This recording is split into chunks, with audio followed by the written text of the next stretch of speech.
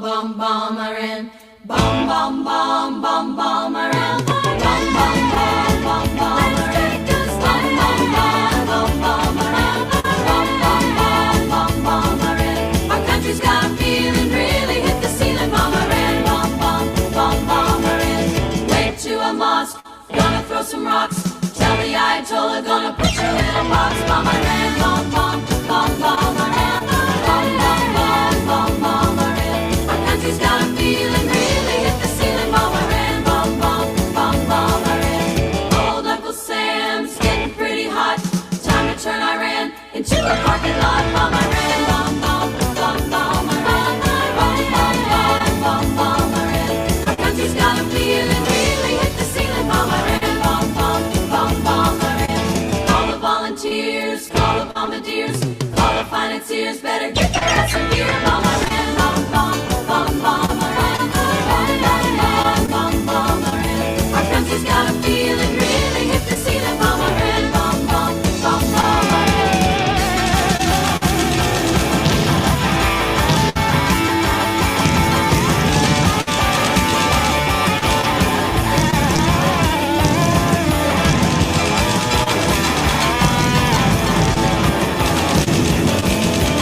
On our lives to cut off their supplies, get our hands untied and bring them back alive, bomberin', bum bum bum bomberin', bum bum bum bum bomberin'. Our country's got a feeling, really hit the ceiling, bomberin', bum bum bum bomberin', bum bum bum bum bomberin', bum bum bum bum bomberin', bum bum bum bum bomberin', bum bum bum bum bomberin', bum bum bum bum bomberin'. Our people you've been stealing, now it's time for dealing, bomberin', bum bum bum bomberin'.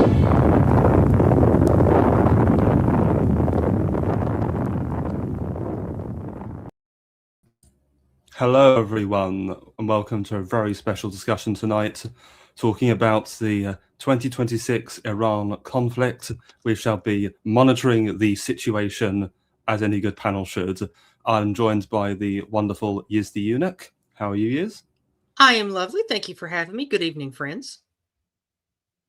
And Todd Lewis, praise Folly. Hey, glad to be here. Thanks for having me on. And we should also be being joined by Furious Pertinax. He should be with us very shortly. He was making some coffee in his traditional Mediterranean fashion. And, well,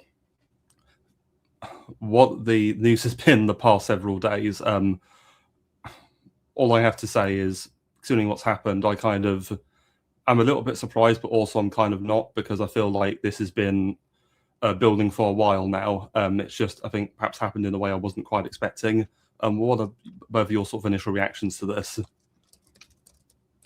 Well, I actually did a video just last week with my co-host Florian on political commentary that we were due on every Thursday about a potential Iran-U.S. clash. Of course, that was the week before everything that just happened. The first thing that I want to say is we need to correlate this all within what occurred on October the 7th in 2023. Because ultimately, this is all downstream from that. Now, you could argue this is all downstream from 1947. True. But like this current iteration, though, begins there. And why is this important? Because this is ultimately going to set up how the Western media has been reporting on this ever since. And why I think it's very mistaken. Firstly, what people don't often know, if you'd have to watch the Geopolitical wonk channels like I do, is that the Abraham Accords were moving along quite speedily leading up to October the 7th, 2023. And Saudi Arabia was in the process of opening negotiations with Israel to recognize Israel as an independent country. And of course, many other Islamic states had done so up to that point. Iran sees this as an encirclement because once Saudi Arabia, the Gulf states, and all the other quote-unquote Islamic states recognize Israel, that's going to isolate them. And it's also going to isolate the Palestinians. So, of course, whether it was Hamas acting on its own or Hamas acting covertly under the authority of Iran, it began a series of strikes on Israel, which then led to the Gaza occupation and then the clash with Hezbollah in Lebanon. Now, on one level, Israel can point to the fact that it has destroyed the capability not completely, but severely degraded the capability of both Hamas and Hezbollah to wage attacks against it. But here's the thing, that's not the point. The point was to prevent Saudi Arabia from accepting Israel as a pure nation within the Middle East. And those negotiations are a bit done. It's over. So in that sense, they achieved their political goal. But Netanyahu then sees this as an opportunity to then start directly attacking Iran. And there's been tit-for-tat missile strikes and air raids over the last 2 years. Last year, of course, Trump targeted Iran's nuclear facilities. And of course, Benjamin Netanyahu didn't miss a beat and immediately started talking about, okay, now that Iran's done, Turkey's next. Yeah, that's true. True. Now, the point then is, what about this? Well, I think this current iteration, which was called, let's see, Midnight Hammer, Operation Midnight Hammer. The thing that's important to take away from this, one, Trump and Hegseth have both said boots on the ground are not an option. None of the naval buildup in the region indicates transport ships and logistics for such an invasion. So this arguably can be seen as a step down from 2003, where Bush launched the invasion of Iraq. This is still, of course, pressuring Iran, targeting sites within Iran, but this is nothing like the 2003 invasion of Iraq. Second of all, since boots on the ground are not on the table, Iran has every incentive to strike the 2 aircraft carriers off the coast because those are where most of the airstrikes are going to come from. Both Turkey and the Gulf states have denied the U.S. access to air bases for such strikes. And so they don't have to worry about a boots-on-the-ground invasion. And now, of course, there has been reports that the U.S. Abraham Lincoln has been targeted and hit by Iran, but then the U.S. and the Western sources deny it. But of course they would. But then Iran would also say they struck the carrier. So until we have more hard evidence, we're kind of in this Baudrillardian limbo where it's Schrodinger's cat. We don't know because we haven't opened the box yet. Yeah.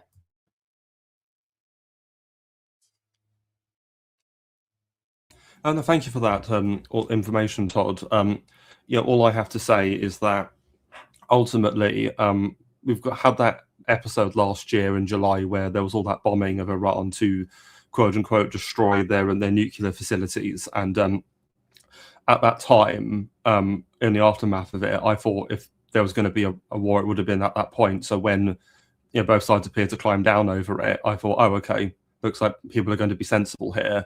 But then, of course, obviously earlier this year in December and January, we had all of these protests in Iran, and that was obviously sending alarm bells ringing from people going, oh, the regime's going to fall, and obviously it still survived that. And I think it's important to try and give a bit of context about the protest that happened a couple of months ago, because ultimately, if you believe the Iranian diaspora, all Iranians hate that government, hate the regime, and are willing to go and fight in the streets against the evil, oppressive mullahs and the IRGC. But the fact of that situation is that the protests were originally just the bazaris or merchant class protesting against the new taxes and business rates that have been brought in by the government.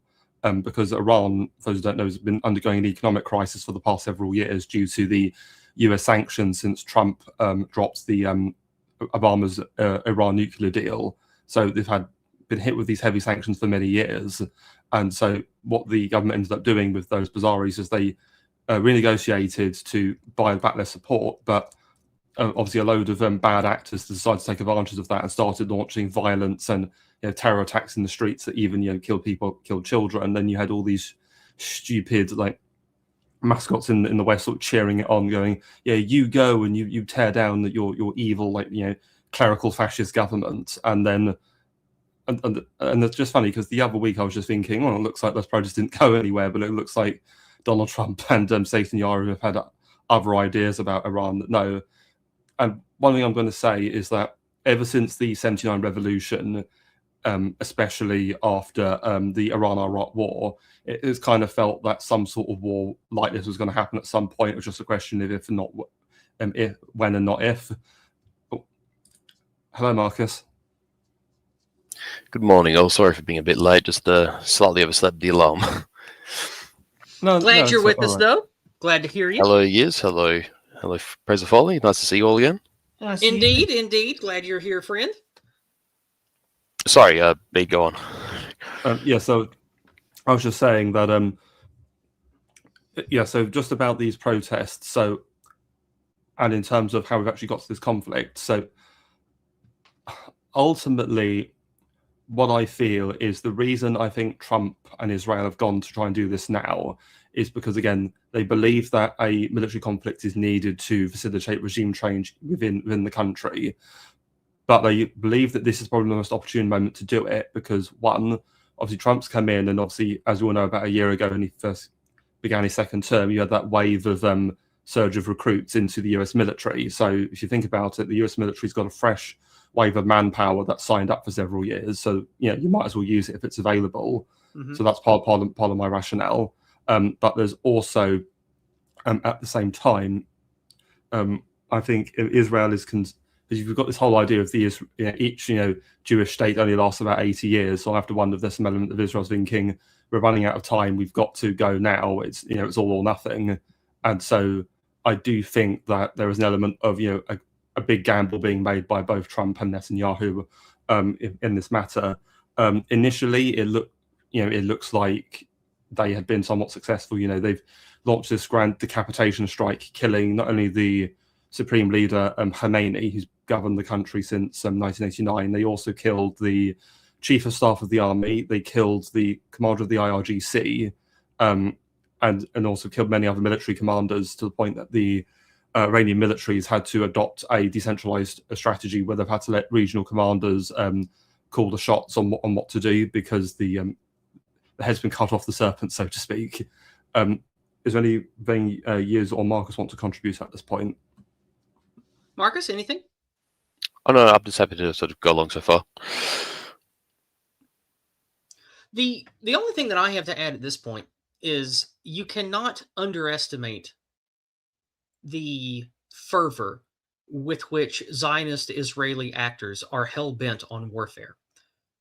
Whether you're talking about the incompatible with us Talmudic concept of creating these wars to make Edom destroy itself so they can inherit the world, or it's merely the war hawks that are Zionists in America, both Jewish and not Jewish, who view some kind of necessary forever war for their global hegemon.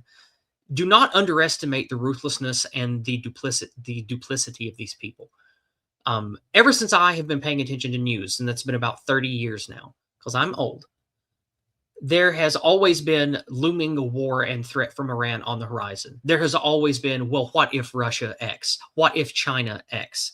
And my rotten media and my evil leaders in the US complex have been selling us reasons for never-ending war. My entire adult life, I've been paying attention. And it's important to keep that in mind while talking about all of this, because not only do you have completely incompatible with us Israeli, Jewish, Middle Eastern people that, for whatever their crazy reasons are in the Middle East, want to destroy each other and annihilate each other with righteous hellfire. And I also think that there are a bunch of really evil people that unfortunately are more relatable to us, being in our countries, being of our ethnic fabric, who view this as simply a mechanism through which to perpetuate the control of this machine. And they will lie to us and tell us anything and everything to sort of backfill public acceptance to their deeds. And I could cite for you the Gulf War. I could cite for you the stuff that happened after 9/11. I could cite for you Afghanistan. I could cite for you weapons of mass destruction. All these other lies and things we've been told. I just don't believe any of it. And I think in the fog of war, especially while things are happening, we can't know the particulars. But what we can do is learn from the behavior of people who speak to us about these wars. If someone tries to sell you something over and over again, and you know he's a liar and is trying to sell you damaged goods and trying to manipulate you and your wife or your kids emotionally to buy the product, why would you ever believe anything that person says? And why would you believe that person has your best interest at heart? That's why I always like to be present for these discussions, so we don't get lost in the minutia of details that we can't know through the fog of war. We need to see these people for what they are. Both the people that are of our ethnic and racial fabric and the people who aren't. These people want things that are bad for all of us. And they are willing to cheat, kill, manipulate, extort, etc. just to create an allowance for them to keep doing it. So that's my opening statement to sort of preface all that we talk about tonight. That's my wheelhouse. No, thank you, Yizz. And you wanted to come in with something, Marcus? Yeah, just to sort of reiterate the point that, I mean, for those of us who've ever spent like more than 10 minutes online, we've all seen those compilation videos of Netanyahu, for instance, really since the mid 80s when he started venturing to the United States, but most definitely really since like 2001, 2002, being on that bandwagon to agitate for action of this kind. And it's always that, topple Saddam and the benefits of taking Iraq off the chessboard, quote unquote, the benefits will be endless for, Israel and the United States and the so-called coalition, the winning, and with the willing, and then it's then it's Libya, and then it's this and it's that. There's always this promise of just one more conflict to right the ills of the world, and as sort of Yizz has reiterated, it's been sort of this constant bombardment, partially through guilt, partially through pleading, partially through strong-arm tactics, and I mean in the context we're having this discussion, a sort of a post-Epstein release world. We sort of understand some of the mechanisms by which this is done, and shamefully so. But there's an attitude, you might say, from from that country in question, the little one, the only democracy in the Middle East, that others exist for their to further their ends, and we're sort of, I would imagine, all of us are sort of an age now where we have seen the ramifications of, well, we were mostly kids when Gulf War I happened, like very, very young in some instances. But we all remember like 9/11 and Gulf War II and all the interventions associated with that, and then Afghanistan and Taliban, etc. Which, interesting that we're talking about Iran, because they actually offered to help the Americans with that, and the Americans didn't have a bar of it, and only seemed to repudiate every Iranian overture in that regard. Our armed forces and our people merely exist to further their ends, and it's amazing that we sort of are encountering now a generational shift whereby younger people, maybe not entirely, but at least there's a trend line going up of younger people and even sort of millennials and Gen Xers who you might say have come to the light, who are not going to accept this yeah, absolutely, accept this state of frame anymore. Yeah, because when you look at all the anti-white terror attacks, the relentless sexual assaults done by foreigners with an obvious ethnic bias against the English there, all of this is allowed and directly facilitated by this complex. Like, they say that they're heroes for blowing up the Ayatollah, but it's madness. It's beyond the pale, because they do that, and meanwhile they arrest thousands of their own citizens just for saying mean things about this very same people they're bombing. It's insane. Well, and also the other things too is because I've noticed this is how can I say, I've got a relative proximity to a lot of, how can I put this, information that pertains to narrative. Like, I see like Australian news, I see British news, I see American news. I sort of get those angles by virtue of being in Australia, and it just so happens that I love the way that you have layers and layers of frame. And I don't want to get into it too much because obviously there's a lot for us to cover here sort of tonight, but it's like there's this kind of specific kind of humiliation and demonization of like, oh, finally got Gaddafi, and Gaddafi's killed in the streets of, I think it was Sirte, if I remember, the city he was captured in Libya. Saddam was found in a hole on the outskirts of Tikrit, if I remember correct, or Tikrit. I can't remember which city it was in the north. We bombed the Ayatollah. We finally got the coward. He scurried away for all these years. Yada yada Not yada. just him; they killed his entire family too. Don't forget. Oh, that's right. Yeah, and then like you see footage of Netanyahu's plane like leaving Israel after this was initiated. And then you sort of think to yourself, how many of our leaders actually are prepared to sort of withstand obliteration in the face of anything? And the fact is, we just know what the kind of creatures our politicians are. Like would they stand amongst us in a bombing campaign? The answer is emphatically not. So I find that frame quite intriguing, to say the least. No, and just want to come in with something, Marcus, because it's interesting you talk about the celebration of all these esteemed neo Hitlers, whether it's obviously Gaddafi or Saddam Hussein or the Ayatollah. I think there was a grave misunderstanding of the Iranian situation, because I think there's a perception of, when Saddam was killed, that was spelled, the end of his regime in Iraq, and same with the killing of Gaddafi. Well, the thing is, you have to understand that in Iraq, Saddam's execution was because he was captured by Americans after they invaded his country and put him on trial. With Libya, the country was in the middle of a civil war. In Iran, we've got a relatively stable country with a large regional power, with a large army and resources, and so simply killing, the Ayatollah is not enough. Like, there's many, he belongs to a clerical elite that is 500 years old, that's been around in the country since modern Iran was created by Shah Ismail in the early 16th century. So you typically just can't kill like one cleric and a few military commanders to destroy that takes Iran. you right to the Safavid period, right? If memory serves me correct. Yes, exactly. Yeah. Yes, the mullahs have been in Iran for 500 years. That you just can't kill their leader and expect them to just shatter and go. They've been through an awful lot.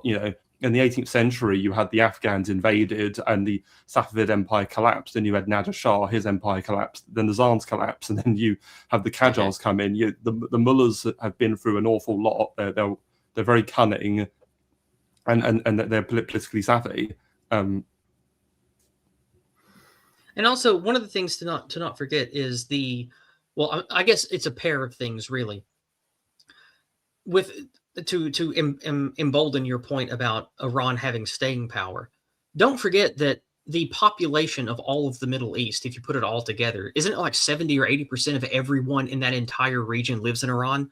And on top of that, they have immense geographic defenses of cliffs, hills, easily defendable areas. It's not easy to get boots on the ground there. Like, yeah, airstrikes might look good for media coverage, but if you want long-lasting, serious change in Iran from outside, wouldn't it require some kind of boots on the ground and a more permanent facility to actually guide change there?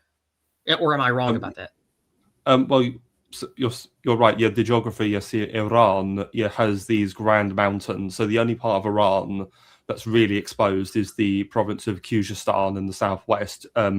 Which is significant because that's where most of the oil is actually produced. So, but the rest of the country is, yes, you've got the Alborz mountain range just north of Tehran in the north, and then you've got the Zagros in the west. So you've got these immense natural fortifications. But also, in terms of population, yes, Iran has 91 million people. The only other country in the Middle East that's got anything rivaling that, I think, is Turkey. So again, yes, you've got huge amounts of manpower, and we've got all the oil and other resources. So, and they've got allies. They've got the Russians and they've got the Chinese. They're in a much better position than Saddam's Iraq was, or Gaddafi's Libya. So I bring that up to ask the panel a question, which of course I know that there will be no definitive answer, but we discussed this on my stream last night too a little bit. What do you think happens next? What do you think the goal is, either from Israel or the United States? And we all agree it's kind of the same machine, but obviously the leaders of the United States and leaders of Israel differ on some points. What do you think comes next? What do you think the goal or the desired outcome of this strike was in Iran for both, we'll say, Tel Aviv and Washington, D.C., for example? What do you think these two actors want to happen next? Well, so I would say there's two possible outcomes they have in mind. One would be a, quote, regime change where the country remains intact.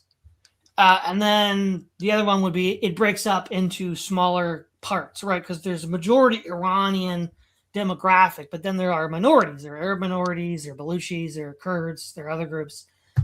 And breaking it up, all Yugoslavia, right? So those would seem to be the two desired outcomes, and there's different ways of getting there. So let's look at the first one, regime change. A lot of this is going to be analogous to the Serbian bombing by NATO in the 1990s, where they wanted to put pressure on Slobodan Milosevic to step down. Now, nobody invaded Serbia, and ultimately the airstrikes failed. But Slobodan Milosevic was brought down by a color revolution led by a group called Atpor, and they were then able to basically make the country ungovernable and force him to step down, and he was arrested by the World Court. Now, I don't think that's going to now, that would be a lot harder to do in Iran for a variety of reasons. One, Iran's a much larger country than Serbia in the 90s. Iran, I don't believe the leadership is as unpopular as Slobodan Milosevic was in the 90s. Now, the airstrikes and continued pressure from the West no doubt contributed to mass support for Atpor against Milosevic. And I would assume some people in the government probably think that could be repeated. Of course, the other difference is, unlike Serbia, Iran has the capabilities, at least in theory, to strike at U.S. air bases. In this case, the two carriers in the Indian Ocean off the coast. Now, the other one would be to break it up into smaller states. And so you put enough pressure on the central government by airstrikes, by sanctions, and you arm and equip the separatist groups. And then sort of like what happened in Afghanistan or in Libya, where much of the fighting is not in fact done by coalition forces, but by native forces. And in that regard, that would be the plan B, the other one, where you try to break it up. Now, that one's probably going to, if it is triggered, it'll be triggered later, because as long as the Iranian military is intact, that's not likely to work.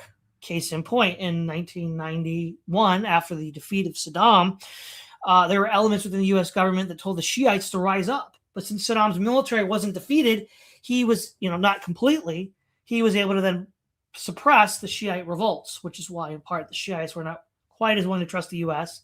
in 2003, because they remember what happened 10 years earlier. Now, if the Iranian military is still intact, the sort of arming and rising up of the minority groups won't really work. So either scenario, the sort of like color revolution like that brought down Milosevic, or a fragmentation of the country by armed insurgents like in Libya, is going to take time. And that would be based on the degradation that can be directed at the government of Iran. Main difference, though, unlike Serbia or Libya in the 90s or the early 2010s, is Iran is not alone. Iran has support from Russia. Iran has support from China. And so Iran is not the isolated country that Serbia and Libya were, that allowed for the successful application of these two strategies. And just to add to the point about this idea of like ethnic uprisings, I think it's worth addressing all the different various ones, because I think the situation for each of them is very different. So I want to start with the one which I think is the most likely, which is the Azeri population. So for those that aren't aware, the Azerbaijan, the country in the Caucasus, just the north of Iran, not all the Azeris in the world live in Azerbaijan. There is several of them that live in northern Iran and around the area of the city of Tabriz, and that's because that Azerbaijan has historically been part of what we would call Greater Iran. I mean, I mentioned the Safavid dynasty earlier. The Safavid dynasty controlled what is now modern Azerbaijan from the early 16th century until the early 19th century, until they lost it to the Russians after the Treaty of Gulistan. And so in the mind of many Iranians, what Azerbaijan is that it's a rogue breakaway province of theirs, and it's one that's kind of developed its own national identity. And many Azeris sort of like the eastern reaches of Ukraine being more Russian. Yes, sort of. Yes, but of course, the thing is, there's Azeris living in Iran as well. And the thing is, the Iranian Azeris are pretty loyal, and they're not interested in joining Azerbaijan. If anything, they also see, because what you have to understand is that the Iranian province of Azerbaijan has always been called Azerbaijan. The country of Azerbaijan to the north was historically called the Shervar, and it was always seen as a sparsely populated, rugged backwater where there was nothing of value. It's only because the Russians found oil in the middle of the 19th century that Baku became a boom town. So ultimately, how the Iranian Azeris see it, they see Azerbaijan as like this sort of LARP of a country, and they don't want anything to do with it. And so what I think we could possibly see is, let's say, I don't know, there was some civil war where perhaps, say, the Iranian army, the Artesh, decides to challenge the power of the IRGC in this civil war. I could possibly see certain countries like Azerbaijan maybe try to invade and try to encroach upon Iran's territory. So perhaps we could see, the Azeris try to push down and to take that territory. and try and establish a sort of greater Azerbaijan. It should also be noted that Azerbaijan is a very strong ally of Turkey and Israel. I mean, indeed, Azerbaijan is Israel's main source of oil, because they ship it through Georgia into Turkey, and then Turkey ships it over to Israel. So again, what you said about Netanyahu about saying, "Oh, Turkey's next," I'm thinking, you sure you want to do that, mate? That's how you get most of your oil, unless he's thinking, "Oh, if we destroy Iran, I'll just get all my oil from Iran like I used to before the revolution, and now I don't need Turkey anymore." Well, so then my question still stands. Do you guys think that since Iran is it's not like a backwater that's just camels and oases and shit. Like, Iran is a pretty established country with infrastructure and bureaucracy and things like that. Do you think that the goal then, with eliminating the Ayatollah and doing the strikes that happened, do you think they simply want a more complacent Iran in basically the same form and shape that it is now? And they think that by taking out these people that quote unquote cooler heads will prevail, and that will lead to more cooperation with interstate dealings in the Middle East? Do you think that is the desired goal? Yes, I believe that's what they're trying to achieve. However, I think it's a completely retarded strategy, and I'm going to explain why I think it's a retarded strategy. I also think it is, but you go first, please. Yeah, so one thing you have to understand about domestic Iranian politics is that there are parties, but you can essentially split all Iranian politicians into two groups. They are formally called principalists, or the right, and the reformists, or what you could call the left. The principalists are sometimes called in Western media rather pejoratively hardliners. And what you have to understand is these people are, on most things, agree. Where they differ is on foreign policy. The principalists are much more nationalist and more hardline and more militaristic, whereas the reformists are much more prepared to kind of negotiate, etc. And other than that, I think internally the reformists are a bit softer on like the religious issues. They're a bit more secular, whereas obviously the principalists are much more religiously minded. The main thing we need to concern ourselves with essentially is that when it comes to Iran's foreign policy and these two factions, they're essentially a case of sort of a good cop, bad cop. The reformists are good cop, the hardliners are bad cop.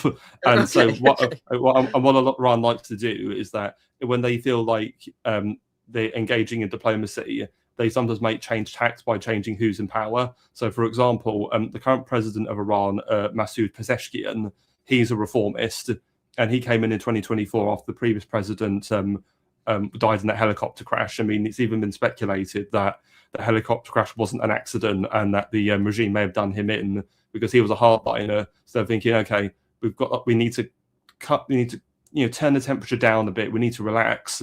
So let's get rid of him. Let's bring this more sensible, moderate guy in so we look more sensible.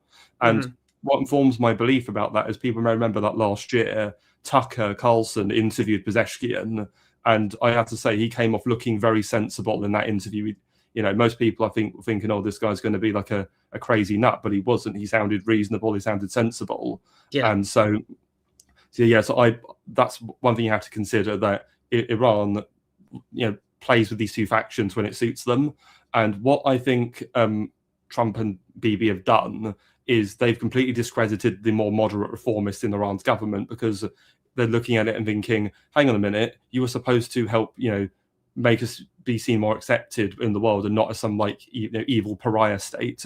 Fine, if being sensible and moderate's not going to work, we're just going to go batshit crazy and throw missiles everywhere.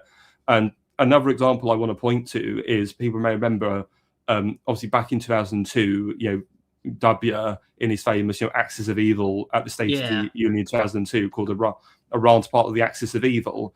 At that time, since 1997, Iran actually had another reformist president called Hatami, and he was massively discredited after that speech. And in 2005, lo and behold, who does Iran put in? They put in Ahmadinejad, who is, as people may have noted in the news, Ahmadinejad, the Israelis tried to assassinate him, and it actually looked like they'd succeeded, but it turns out he actually survived. And the reason they did that is because Ahmadinejad, he's seen and credited for the victory of Hezbollah over Israel in the 2006 Lebanon war, because they gave the IDF a bloody nose and a profound humiliation in that conflict. And there's also the fact that Ahmadinejad was very infamously...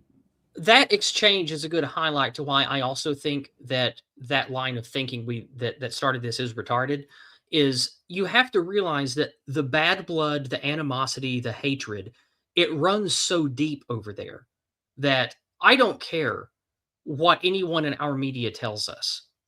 Those people want to annihilate each other. I don't think that anything we do or whoever we drone strike or airstrike is going to change that. I don't think any amount of targeted assassinations with drones and missiles is going to make the, let's just call them the Israeli faction and the Iranian faction. I don't think any amount of targeted strikes on our end of things is going to change the general feelings of hatred and desire for total annihilation from either side. I don't think that there will be any peaceful kumbaya, let's all join the modern world BS. I don't see that happening. It's never happened. I've been lied to and told that was going to happen many, many times from the first George Bush to GW and onward, and it doesn't happen. These people ideologically hate each other, and they can point to infinity points in history, both ancient and modern, of reasons why they can't trust each other. I don't see any peaceful outcome to this. This is why I hate us being entangled in this mess. No, to your point, Yizz, maybe that's why the GAE is entangled. Maybe they want the oil to keep flowing just long enough before these two sides tear each other apart. Maybe, but still, like, that also brings up other questions about what the U.S. state says and the MAGA faction itself.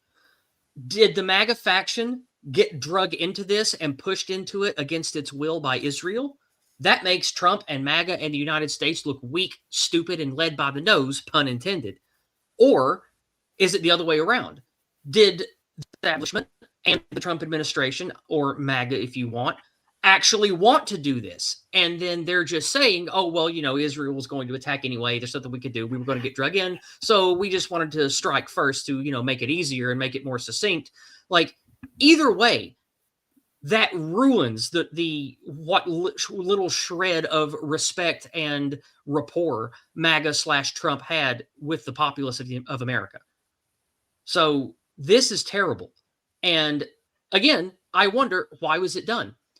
Is it what many of us have suspected all along, that Trump was always a liar and a wolf in sheep's clothing, and he was just always a Zionist actor like the rest of them? It seems to be the case, which means what happens next? I'm curious. I'm genuinely curious what you guys think will happen next. Political fallout in our countries? Political fallout elsewhere? I'm curious. What do you think will come next? Because I don't know. Oh, well, just to bring in another point, Yizz, another reason I think Trump has gone and done this is because I think it was Max Payne Films in the chat brought this up earlier, which I brought up on screen, was the fact that support for Israel in America is declining. So again, I think there's a sense of the window of opportunity to do something like this with relative public support was closing. So there was an urgency to sort of do it now. But another theory I've got is obviously there's a sentiment that the Democrats are going to win the midterms later this year, and that they're almost certainly, if they do win, they're going to try and impeach Trump a third time. And I even heard rumblings that they may actually succeed this time because of just how unpopular Trump is. And I have to wonder if he's thinking, well, if I'm going to be impeached and removed from office, I might as well take the country into this war while I can. But I also think if that's true, that's retarded logic, because if anything, this action is going to ensure you get fucking impeached, Donald Trump. So yeah, and like provided the perfect ground for it, hasn't he? I would like. I know that Marcus here and Todd know a whole lot more about history and war and geopolitics than I do. I can't retain that information like you guys can, but I do read a lot and I do follow a lot of intelligent people. And there's this phrase, dog walking or chain gang pull, that is often used in geopolitical war talk, that has been for a long time, especially books I read about World War I and II, where small countries and their animosities pull in larger powers because those larger powers have vested interests in resource extraction, regime change, regime puppets, etc. So when it comes to like the chain gang type of pull from Israel to the United States, I think that that's BS. And I think that at least in the last 30 or 40 years, maybe longer, there is no chain gang dog walking BS. I think that little countries, so-called little countries, whatever, like Ukraine, Israel, Iran, or the rest, I think that they don't actually lead the United States or the EU. I think that they are used by the United States, the EU, NATO, etc., to do the things these massive beasts want to do to perpetuate central banking usury, the petrodollar, and general military hegemony. Because I don't know. I just see it sort of as an excuse of, oh, well, Israel was going to do this anyway, so we have to do this because, we want to make it smoother or whatever. I think all of that language, it already existed in war lexicon from decades ago, and they're just using it as like a salve to this wound. Because I think the forever wars are only and always at the behest of the global power hegemon, the U.S. military-industrial complex. What do you guys think about that, about my theory here? I would agree, Yizz, insofar that it pertains to interventions outside the Middle East, that principle. I think in the end, if interests in the Pentagon and Wall Street, etc., want something, then whoever holds the reins within the unit party makes sure that it happens. I think in the Middle East, though, there's always that inexorable question that pertains to the relationship that exists between Washington and Tel Aviv, for instance. Mhm. And when you look at the, again, I say this with a sort of an asterisk next to it, that we live in this sort of post Epstein list world, and we've seen a lot of this stuff come out to play, whereby when you look at the aid degree to which many leaders in the West, and certainly in the Anglosphere, more importantly, so by that I chiefly mean obviously the United States of America, and Correct. very much the case true Britain, and it's also true here in Australia that we are less influential, less important here in Australia. But it's definitely a hold that it has on the Anglosphere, because let's face it, Nexus at London and New York / Washington act as major nexuses of sort of Anglo-American power in many ways. Mhm. And Because so the machine has its dirty tentacles in basically every country's leadership in one way or another. The tendrils everywhere, of course. And in many ways, it's sort of like, you might say, the Gollum effect that particularly America plays in this sense.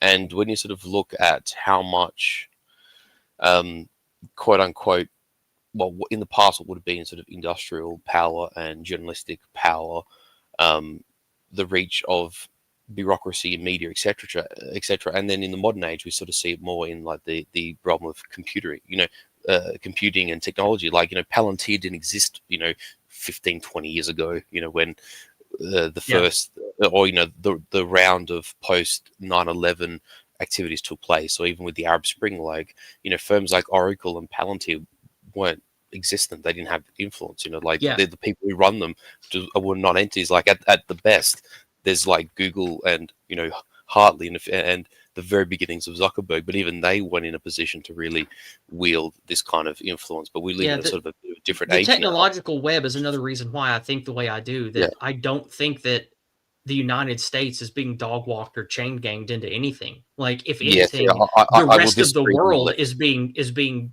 dog walked into this, because the powers that be, the regime, wants it to happen.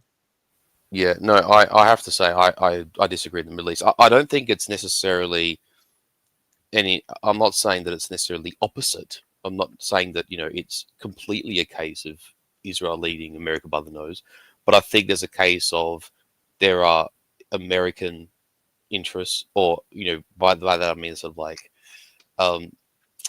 military industrial interests and political interests in Washington that happen to align with interests of Tel Aviv, and particularly with, would it be different with a Israeli left-wing government, Labour government? I don't know, but certainly this has been an obsession of Bibi's for decades. We have all seen those rinse and repeat, compilations of his that just sort of show him just raving on about these policies and these people over and over again since literally the 80s, and that those agendas coincide. And I find something quite plausible about the idea that, now, whether Israel followed through with it or not is another matter, but I do absolutely think that the government in Washington and the Pentagon were faced with the prospect of essentially a fait accompli, where Bibi and his ministry and the IDF basically said, well, you guys do what you want, but we're going in. And if you want to support us, or like, either with America's help, we'll succeed, or we'll just try. And there was probably a sense of compulsion that the Americans had to follow with the Israeli strategy. Because I do not think for a second that, I'm trying to think of how to articulate this, but we look at Trump's first term and his sort of run-in as a bit of a greenhorn politician, to use a word that you Americans will use. He did trust his instincts a lot, particularly like domestic things. And again, how much of that is kabuki theater, I guess we will never know. Yeah. But you sort of think of the way he cultivated the base and subverted the Republican Party and the party machine of the RNC, and the way he played his cards against like Hillary and all that was actually quite sublime. But he obviously went into playing the media and playing names. That is Trump's true genius. Like that's what he is really good at. So I'm not surprised he was able to do all of that. Indeed. But like you said about kabuki theater, we won't know what his actual motivations and goals were. Well, I don't think we ever will. And one of the things I talk about often on my channel is it's not that I think that Zion Don is being blackmailed by naughty Epstein photos, and I don't think that he's being intimidated by Zionist powers.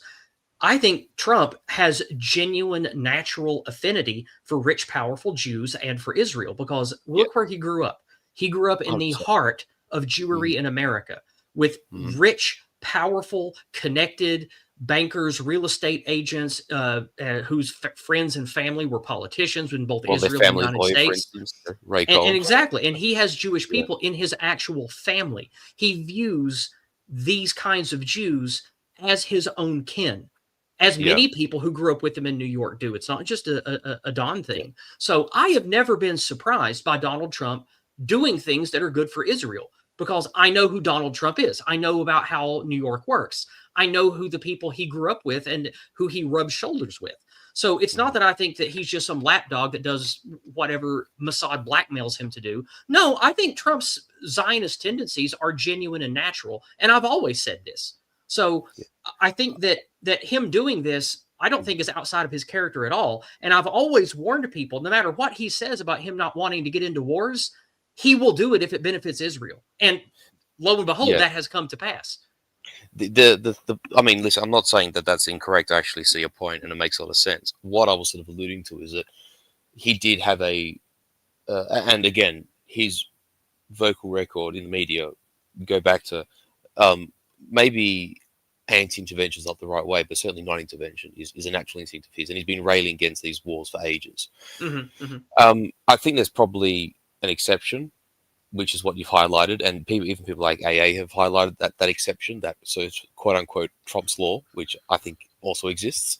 What I'm sort of alluding to is that I think his instincts strategically made sense, and particularly given America's faltering ability to project power. Not to say that can't, it obviously can, but it's not the same kind of peerless situation that it once was, say, in Clinton's era, or it was, say, in the Reagan era, say, like the comparative American strength is less than what it used to be. I guess what I was alluding to is the fact that if you look at instincts, and which is the point I was trying to make before, is that I think no worries at all. No, your interjection was quite important and useful. But the point I was going to make was that I think when you look at him attempting to regain the presidency, and then that massive donation he received, for instance, from the Adelsons, and the way in which he's stacked his cabinet differently this time, shall I say? There's obviously a lean in that direction already, and I think if there wasn't the compulsion factor, there are so many and maybe Todd might want to come in with something from a sort of geostrategic point of view or military side of it, but there are so many pitfalls where a botched attempt at regime change at Iran could go wrong. And Iran is not Iraq, and Iran is not Libya. Right. From a cultural and civilizational perspective, from a geography's perspective, and also from like just the purely logistical situation. I mean, Todd very intelligently brought up the Serbia in comparison, and it's actually funny because you're talking about like the dog leading example sort of idea as well, and you look at how, for instance, if you go back to leading up to World War One, the assassination of the Archduke and then the demands of Austria-Hungary against Serbia, and the fact that Russia, for centuries, has seen itself as the defender of orthodoxy in the Balkans, saw itself as a protector of Serbia, and that really is like the first domino that falls, which leads to the proliferation of a far wider conflict, right? Which becomes World War One. And in some ways, the crumbling of Yugoslavia and the fact that basically what you sort of had by the time that sort of Croatia breaks away and there's the other peripheral states are sort of agitating to break away from Yugoslavia, you sort of have this Serbian core of what was the Yugoslav army that becomes Serbia, which then itself is still fighting more breakaway action because what happens? NATO basically tears out Kosovo and Montenegro declares independence. Is that the Russia that existed in the early 90s post the collapse of the Soviet Union and the fall of the wall, and one led by Yeltsin, is a very different Russia to that of Tsar Nicholas. And the ability to intervene is just simply far more diminished via the American or Western NATO projection. And essentially, Serbia was almost unable to be supported, given Russian logistical capabilities and given the state of Russia by and large. If you look at this conflict here with Iran, Iran actually has basically almost direct supply chains, certainly via the Caspian to Russia. And China can get to Iran through a minimum of like one country if it wants to. And the ability to supply and support Iran is a lot more straightforward than, say, the Serbia question. Just back to Trump momentarily, is that the point I'm trying to sort of cleave to is that I think his instincts being what they were and being unadulterated and unencumbered and influenced by outside forces would lean against this. But I think given that affinity, which you rightly highlighted, plus donation contributions, plus the ticking time bomb, which all of you guys have highlighted, that the popularity of that relationship between America and Israel has diminished and is increasingly diminishing, particularly amongst young people. There was a feeling of it being now or never. And I just think this is really like a last chance saloon situation. And I think given the degradation of the armed forces, particularly under Obama and to some degree under Biden, and then the fact that this has all occurred at the same time as Ukraine, I want to say the same time, I don't mean like precisely at the same time, but like in the context of the era, right? It's occurred at the same time. There's been a massive dilapidation of American, certainly of their munition stocks and weapon systems, but a general dilapidation. And then of course this occurs at the same time. There's been a vast deindustrialization of both America and Europe, and the ability to restock and to rearm and to produce munitions and war material is diminished. Whereas the reverse is true of China and Russia, and they're the ones that are supporting Iran. And then, with Iran has all this strategic depth, has all this geographical advantage. And the other thing too is, ironically, I do think that there were some internal difficulties with the Ayatollah and the IRGC and the random mullahs. And in some ways, I really do think what's happened now is completely reinforced them as a power bloc within Iran. I think the idea of their government collapsing now is absolutely gone, frankly speaking. So I think all those things need to be considered. And I suppose ultimately to address your point is that what we have is a collection of these factors, I think. It's not so much is Trump being led or is Trump leading. I think it's actually like both parties kind of wanted to have converged is kind of, in essence, my point. Sorry for the meandering reply, but no, I was able to follow. That's pretty good stuff there. So to take away from that, then you think that this strike then was to weaken Iran as a growing singular powerhouse that could be used by America's hegemonic opponents of Russia and China. Yes, because it's important to remember that Iran has formally joined BRICS, which is obviously which is Brazil, Russia, India, China, and South Africa. So plus Saudi Arabia also joined. Obviously, Argentina was going to join, and that's why they did the whole Malay thing to stop that from happening. So you can really see that what Trump's trying to do is trying to reverse the damage from the expansion of BRICS. But obviously, it's a fact as well, because obviously we had the Venezuela operation, because I think Venezuela was a member of BRICS as well. So obviously they've kind of sort of dealt with that. But obviously Iran, it's not gone as clean as they would have liked. And sorry, as people can see it brought up on screen, it's because today they were actually having their this sort of leadership election, and Mojtaba Khamenei, one of the sons of Ali Khamenei, the last supreme leader, has been elected as the new supreme leader.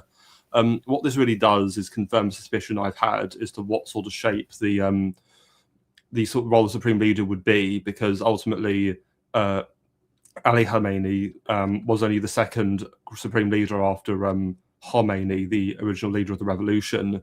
And by electing his son, because it's interesting, because when the bomb hit that killed him and most of his family, it was actually another one of his sons who was actually supposed to have been his initial choice. Because obviously, because that's happened now, they've gone with another son, it seems. So this is kind of a theory I've had, is that essentially Iran's supreme leadership is essentially a kind of, dare I say, a clerical monarchy, where we're going to now see a monopolization of the office by a particular family, and with succession in a kind of dynastic manner, albeit with some form of elective element, as we've seen here. And this should just confirm that the fact they've gone with another, what elder son died, okay, we'll go with the next son then, ultimately. And so, but another element, I think, is that I think it will take a long time for Mojtaba to acquire any kind of real power, because I don't know much about him really. And what a lot of people have theorized is that now with the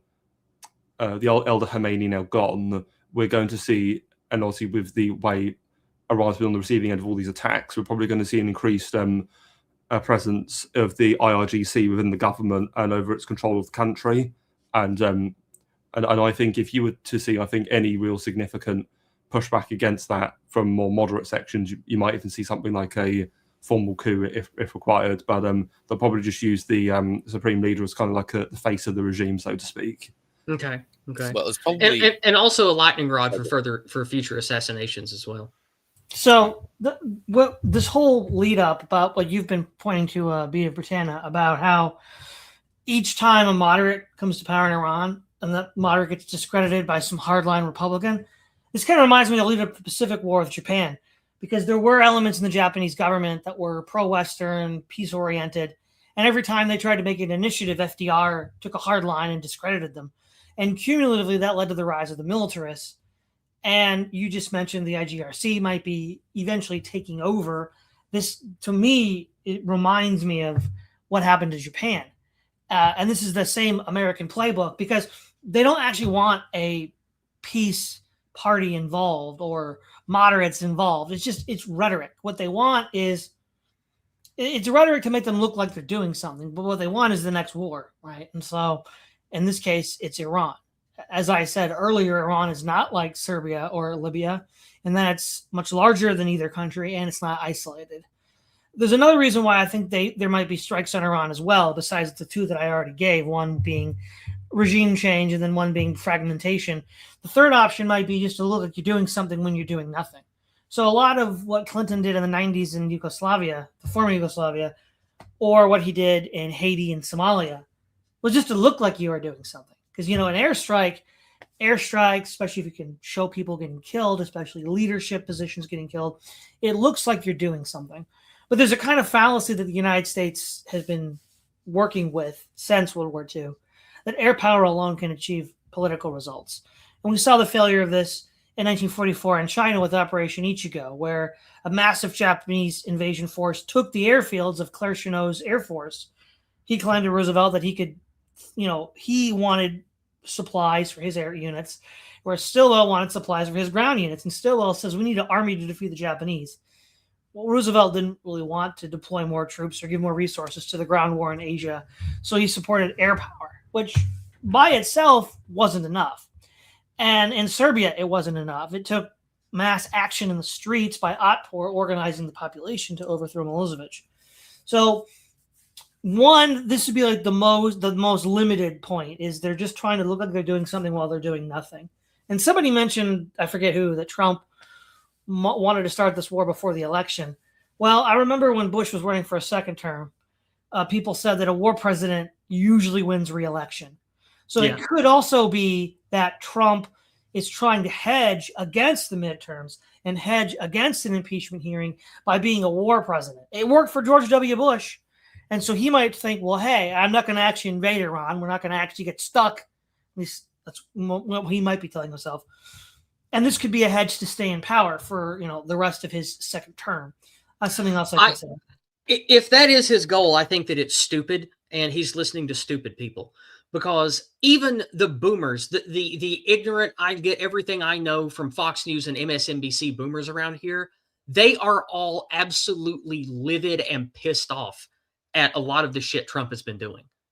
I don't think that is a viable real midterm success strategy anymore, or at least at this particular juncture, because even my quote unquote Judeo-Christian Schofield Bible family members around here who were raised, propagandized to love Israel and be good little goyim, even they have the stink eye at Israel now.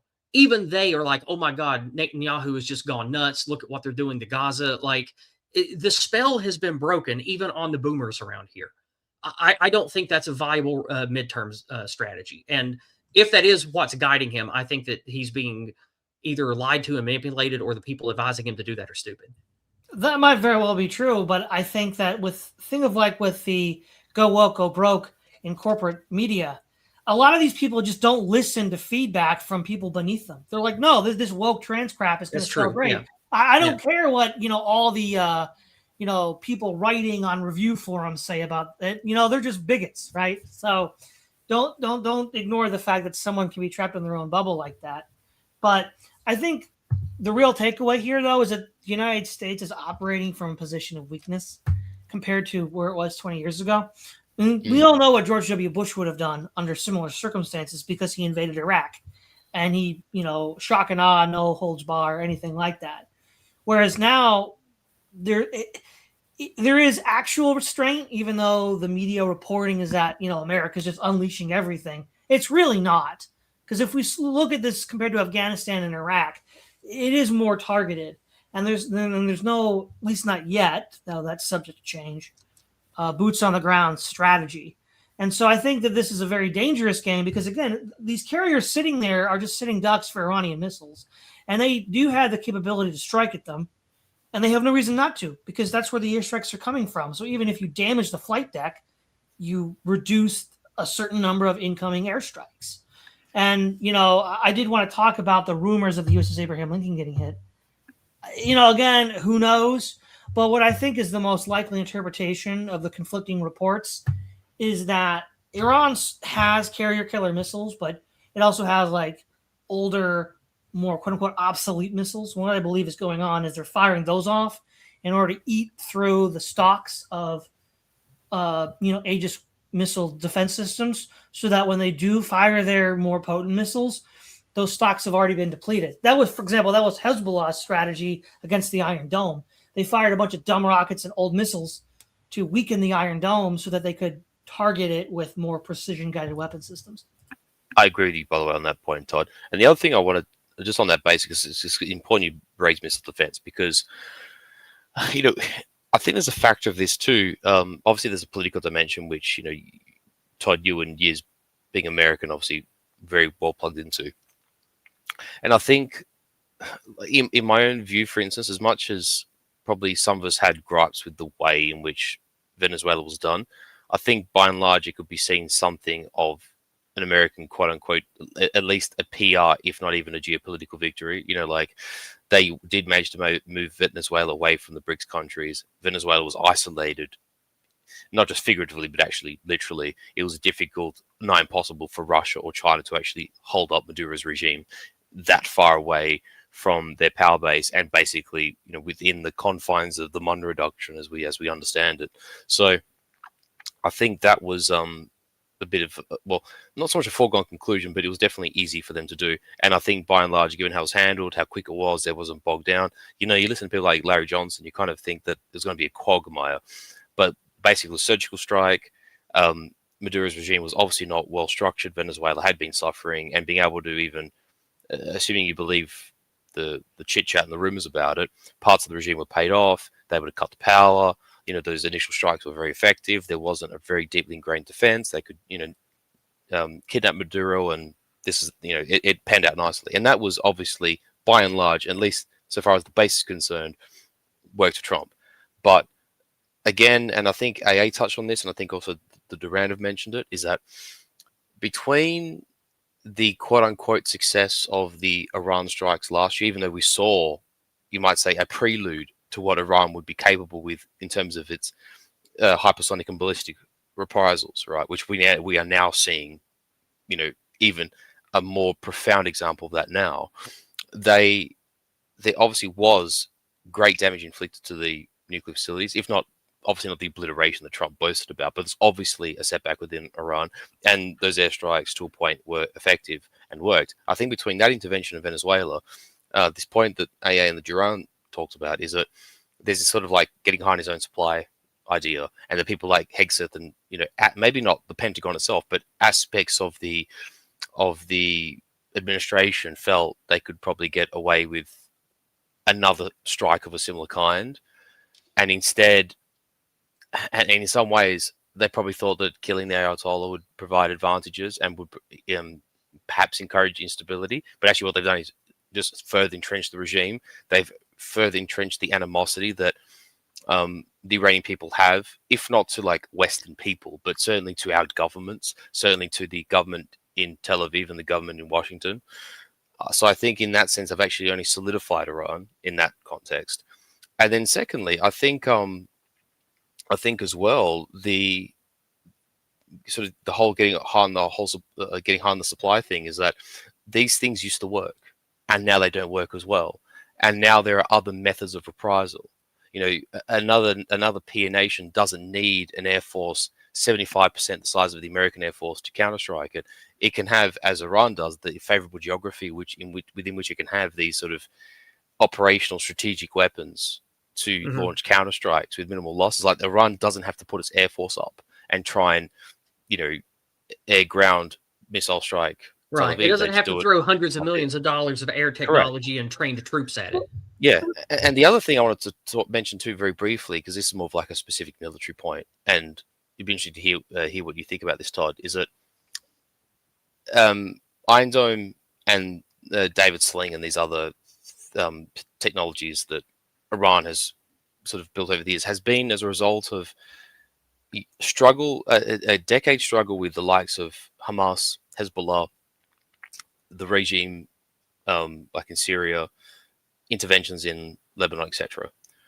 And that is these sort of more terroristic organizations that have engaged in asymmetric warfare. They have access to, well, you might remember even into the 90s and early 2000s, they were still using Katyushas, for like dumb strikes against Israeli cities. So you have them, you have these Grad rockets, you have other sort of more unsophisticated, what you might call quote unquote dumb missile systems, which they would use to just sort of indiscriminately shell or target Israeli population centers and checkpoints or whatever. And the Iron Dome is obviously perfectly suitable for that. These are weapons that don't move particularly quickly, and they don't have sophisticated countermeasures, and obviously Iron Dome for the last 15 years or 20 years in which it's been operational has served this purpose.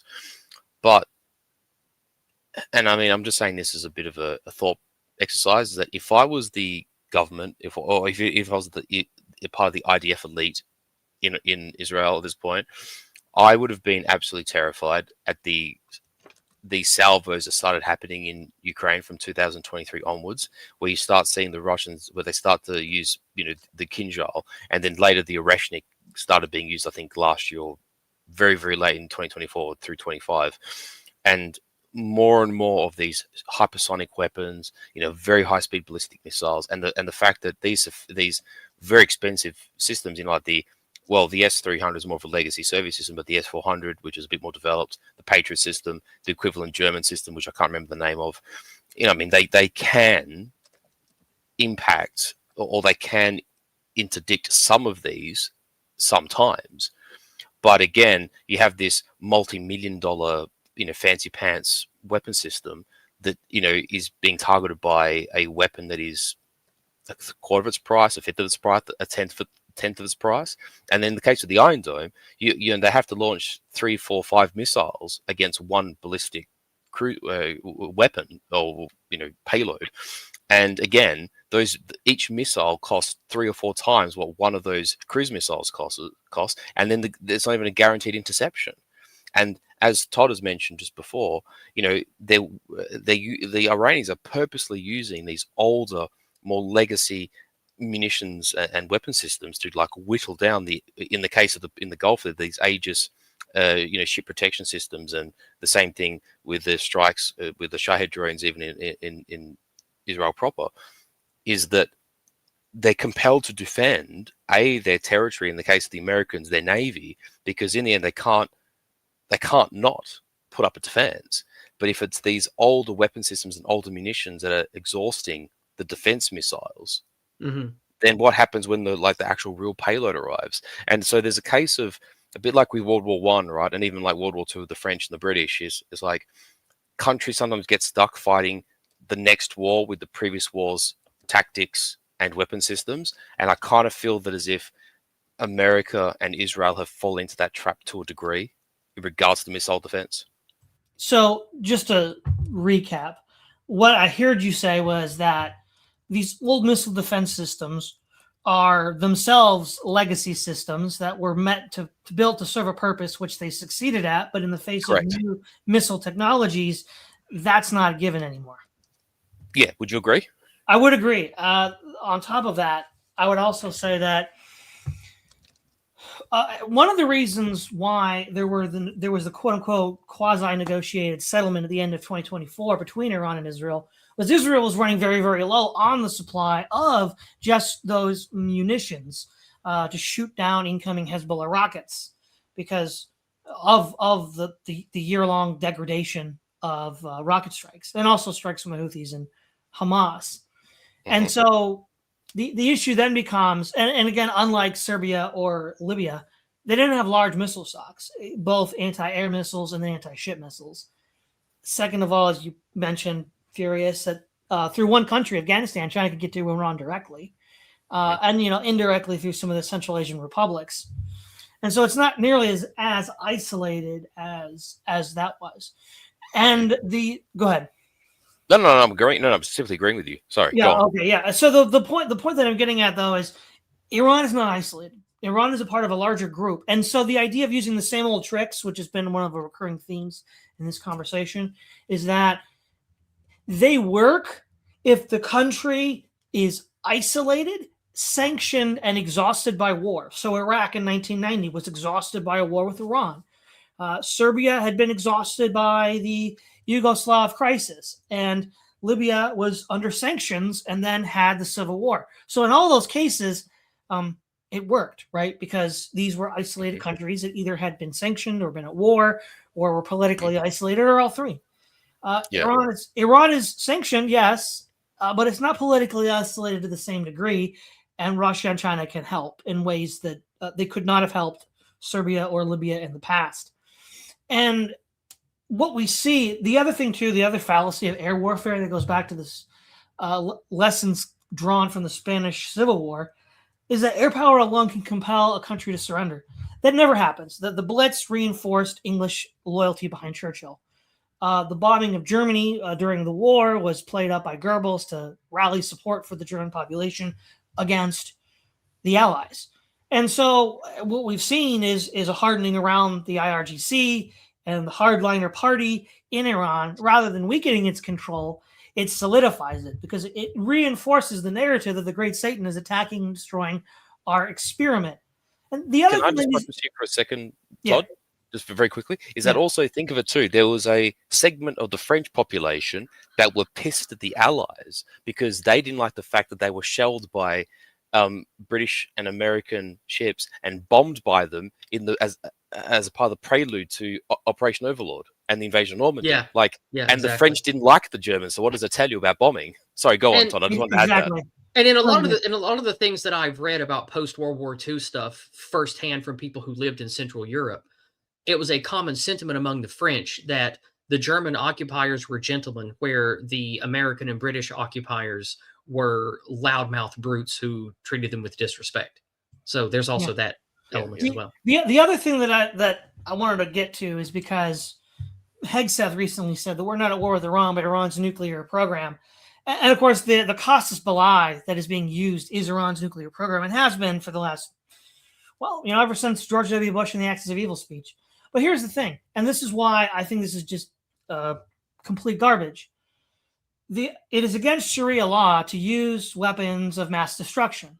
And so, for example, in the Iran-Iraq war, Ayatollah Khomeini himself twice forbade the use of chemical weapons in response to overwhelming use of force by Saddam Hussein. So Saddam Hussein uses chemical weapons against Iran, violating international law to an extreme degree. I mean, he just throws it all in. And Iran, according to most people's lights, would have had the right to strike back in kind, right? Pay Saddam back in his own coin. But what does Iran do? I remember that. Yeah. But what does Iran? Iran doesn't. There's some good. No, I was just gonna say I remember that too.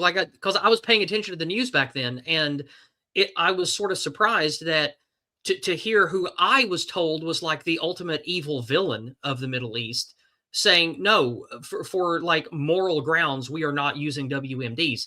That was one of the first things that I remembered really standing out in the news narrative of not fitting the narrative. Exactly. And so the premise that Ahmadinejad was a mad dog who'd start a nuclear war to bring back the seventh Imam, or that whoever's in charge of Iran now would do that, it shows a profound misunderstanding, probably intentional, at least at the top, the propagandists of this country, of how Iran is governed. Iran is a revolutionary republic organized along Islamic law. Now, again, that's not exactly the same as what the Taliban are doing because they're Sunni. But the point is and this isn't just, a paper statement. We have the rubber meeting the road. Saddam Hussein is launching massive chemical attacks on the Iranians, including Tehran. And they supported by the coalition. By the U.S. By the U.S., and they do not retaliate in kind. So if Iran says that we won't use WMDs because that violates our religious principles, we actually have hard evidence that they won't do that. So the claim that these uranium facilities are a threat, of course, Iran has typically said these are for civilian uses, for economic power, even if they were weapons, even if this was just a front to build weapons. Iran would be one of the last countries that would actually deploy nuclear weapons because it would violate the principles on which their government is founded. And we have evidence that this is the case with a less lethal, less dangerous form of WMD, chemical weapons. And so this is just all disinformation. This is very bad faith.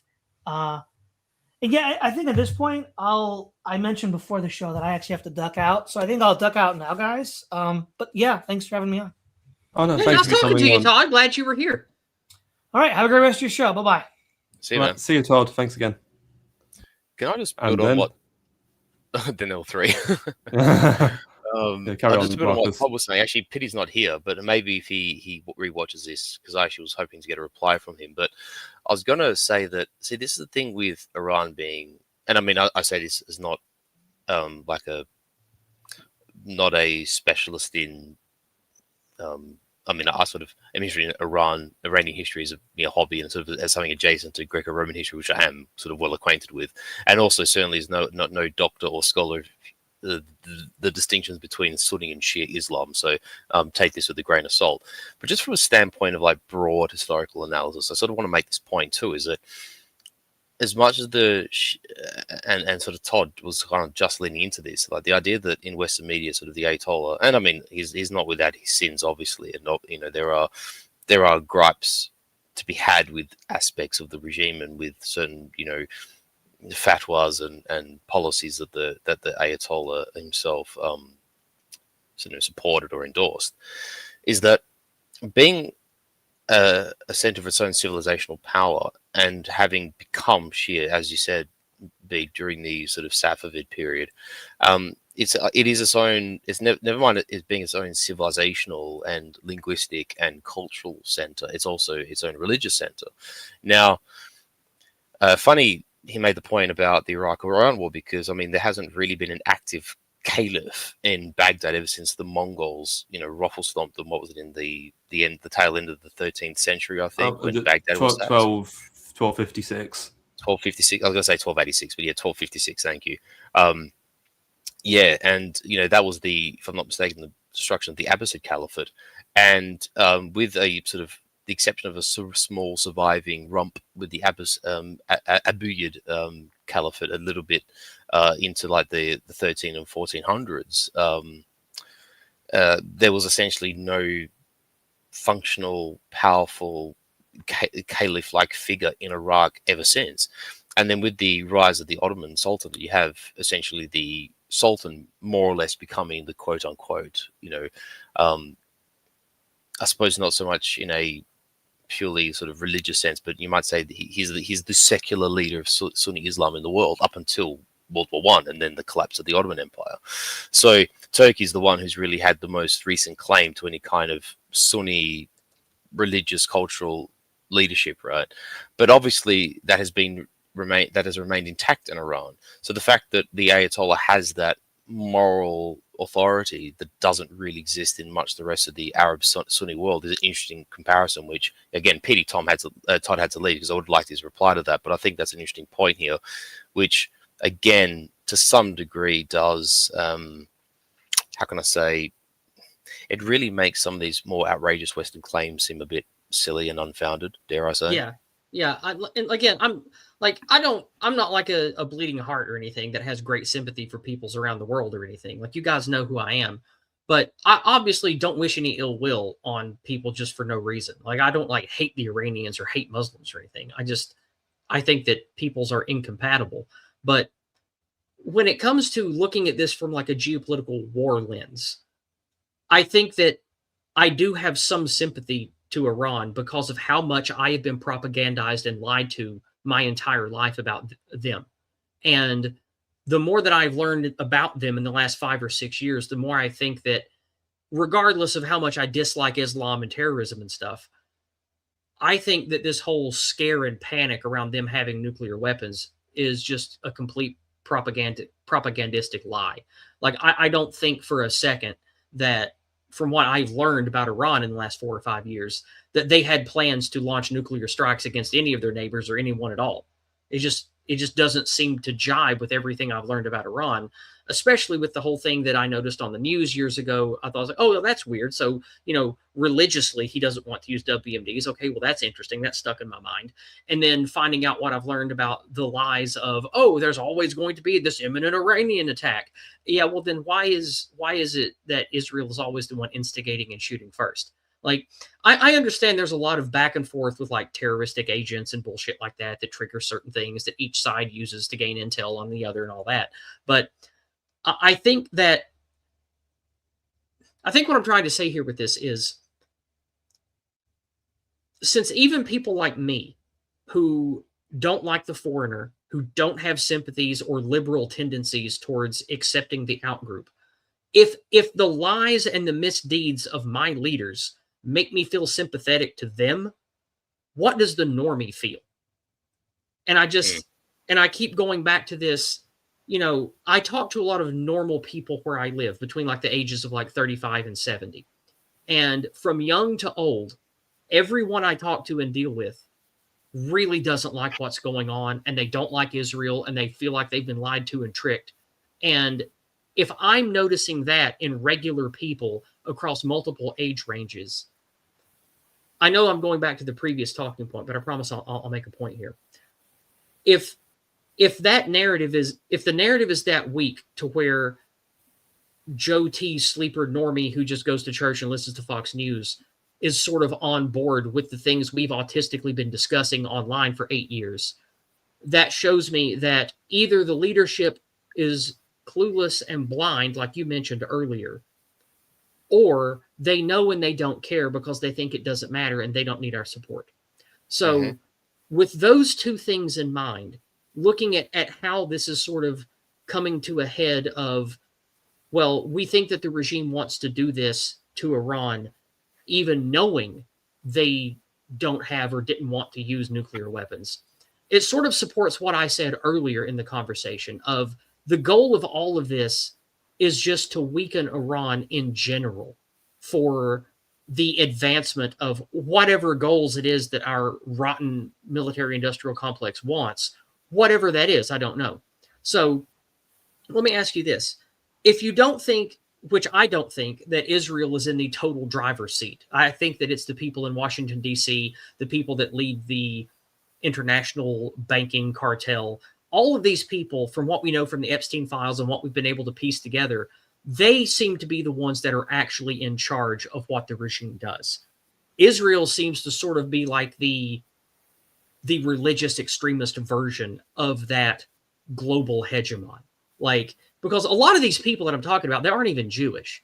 They're just part of this military industrial complex. The war machine is good for them. Central banking and fiat currency is good for them. The propaganda machine is good for them. They use it to maintain power and spread and maintain their hegemony. And Israel just seems to be like the rabid dog they keep on a chain that they use to sort of either instigate or backfill why they've done the things they want to do anyway. So if that's the case, because the whole point of this conversation, beginning to end, is I want to know why this happened and why it was done now.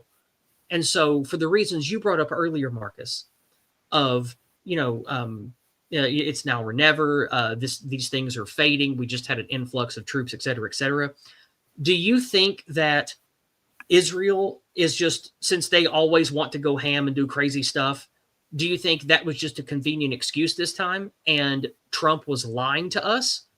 Or do you think that this was an unexpected thing that Trump just went along with? Because I'm sort of in the mindset now that the machine wanted to do this all along and Trump is okay with it. And he was just lying to us about not wanting to go to war with Iran. No, just to come in with something is about your point about this idea of who's really in control. Is it Israel or is it the regime in Washington? Well, it reminds me of because there's a pamphlet by a favourite historian of mine, Sir John Bagot-Glubb, called The Middle East Crisis, which he wrote after the 6-Day War in 1967, and I actually read through it in another stream on my channel. And there's a wonderful phrase he has in that pamphlet, which is the idea of Israel as a fortress of Western imperialism. And he's talking about that in the context of reality versus perception. So in Glubb's perception, he believes in reality Israel has a lot of influence and control over American foreign policy. However, what a lot of the Arab and Middle Eastern states perceive of Israel is they perceive it as a fortress of Western imperialism, meaning that regardless of whether it's true that there's an Israel lobby and Israel controls America's foreign policy, the reality is that all the other powers in the Middle East look at that situation and they go, hang on, America's a big country, Israel's a small country. America is using Israel as a stick in which to hit them and dominate the region. And so ultimately, America just comes off looking bad as a result of its support for Israel, regardless of what the reality might be. And many authors and article writers, even today in our circle of friends, they write about how perception is reality, and you have to face that reality no matter what the actual truth is that you know. Like, if your enemies perceive one thing, they will attack you with that perception as reality, and you have to deal with that. And so when I look at all that we know about the evils of international Jewry, how it connects to central banking, how it connects to blackmail and Mossad and CIA and MI6 and all this stuff, we know there's that element, and it's very, very Jewish. But that doesn't explain the thousands and thousands of non-Jewish people who are all on board with this and all do this stuff that massively outnumber the Jews involved. So one of the primary elements here is my wheelhouse, which is white identity or Western identity. Western people don't see themselves as a racial or ethnic bloc as identity like all of these other groups do. We see ourselves as more individualistic, for good and ill. And so when you have all of these quote unquote individuals getting into places of power, just because they might all happen to be German or all happen to be WASPs or all happen to be French or whatever, they don't view themselves in the same way that these other minorities do, especially the international Jewish minority. They view themselves sort of as this, we have to do all of this just for the propagation and the well-being of our people, where our guys in charge don't view what's going on that way. And I think that is why we have this, is it the chicken or the egg thing? Is it's easy to point to all of, the usual far-right neo-Nazi stuff that the media bangs on about all the time. Those guys have accurate and true talking points, but I don't think that shows the entire picture. I think the entire picture is you have all of that going on, and then a bunch of just ruthless, selfish, self-aggrandizing, egoistic individuals who are white and Christian being okay with allowing that to happen because they think they can use that for their own aggrandizement, their own riches, their own power. And so, since those guys massively outnumber the Jewish-Israeli element, I think that the entire thing becomes Zionist because it just benefits all of those individuals getting riches and power off the way the machine works. And so it's difficult to say which one leads who, but when you look at where the rubber meets the road, how the money is spent, what the machine, how the machine benefits, it does look like that Washington, D.C. and the quote unquote white or Christian element of this is in the driver's seat, even though it's not a ethnic unified religious bloc like the Jewish Israeli element of this Zionism is. So what do you think about that? Well, I'll be straightforward in saying that if you had a Israeli IDF expeditionary force marching down the Baja Peninsula, the Baja California Peninsula, crossing the Rio Grande, I think you'd have your answer. But instead, it's the other way around. I think the fact that it's American assets in their proximity, serving their purposes, doing what they want, says more than anything else. But just to touch on the question regarding, because I sort of share your thought in that, yes, there's a hefty sort of Zionist Jewish component, but there's obviously plenty of Gentiles who go along with it, which is true. Which is why I tend to steer away from using that phrase, quote unquote, the you know what, like I just think I get it. It's just we're specifically talking about them. It's one dimensional, right? Like let's put it this way: it's one dimensional. Is it like wholly untrue? No, but there's other moving components to this, because the fact of the matter is that are there a lot of Gentiles who go along with it? Yes. Now, I think that can be divided to a couple of camps. I think you have like the dim-witted ones who might be attracted to modicums of influence and power, or perhaps remuneration. Call them like a Gentile Ephialtes, right? Who sort of take Xerxes' gold, if I can use the allegory. There's those, and then there are those who have just been steeped in it from birth. Like consider like Hegseth. Well, I was going to say Hegseth, but I was actually going to cite Lindsey Graham. Like people have been people have been steeped in like boomer truthism literally from birth, and have been raised on the Schofield Bible, and they have a tendency of being like a particular type of Protestant, or in some cases, say like America, I think there's like a substrate of more liberal Catholics who sometimes follow that train of thinking. Yeah, you've got Prots and Catholics both who are just like the Lindsey Grahams. And they sort of, there's from different social circles, and there's different reasons for them going along with this, but there is that strain there. And I mean, those of us who know our theology know that dispensationalism is incoherent and just wrong. But notwithstanding, let's call them Gentile adherents to dispensationalism. Okay. There's that, right? And that's how they get swept up into the broader sort of Zio project, more or less. Yeah. And then this is why, and if a person delves into like the Thomas Schumann / Yuri Bezmenov videos, this is why the subversion was so important. This is why media control is always so important. This is why you look at every legal action to like creak open the doors of control, and particularly in America. Like I'm talking like the Civil Rights Act, Hart-Celler. There was also the equivalent act in the UK, which is around a similar time. I've just forgot what it's called. And then Australia had the dismantling of the White Australia policy. And then, Yizz, you might have to help me here. What was the name of the Supreme Court case where pornography became legalized? I'm just trying to forget of what that was called. But anyway, not that it pertains to this stream, but I'm just saying, like, all these layers of subversion, right? I don't know the name. Let me look it up for you. Thank you. But basically, all these means and mechanisms of subverting the West, and you might say taking advantage of our ingrained sense of individualism, which actually has its origins literally, if you go back far enough, to ancient Greece, to ancient Germania, ancient Gaul, to some degree. I know Rome was a bit of a Borg system, but Rome had it in its early Republican days. Each of the great cultures that built the West prior to Christianization, right, that seed always existed within us, and to some degree, it's been our strength, but in other ways, it makes us prone to acts of subversion. And you see it in parts of it probably had the groundwork laid, like after, you might say, after the Civil War in America, certainly after World War One. Wilson being the first great internationalist. FDR made much headway with this. I just looked it up. There's not a singular large case. There were a series of them between 1957 and 1966. There were 4 cases that reviewed different elements. I can't remember. But there's a few of them. But you know what I mean, right? Yeah, it doesn't matter. I just thought it was one. But anyway, the point is that that has allowed this. It's sort of like a multi-vector thing, right? And we know it's through print media, we know it's through film, through education, and it's just taken root very strongly in the Anglosphere, but also in other parts of the West. It's happening in France, it's happening in Germany, and the other thing with Germany is imposed on them after World War II, and I think this is where you get these.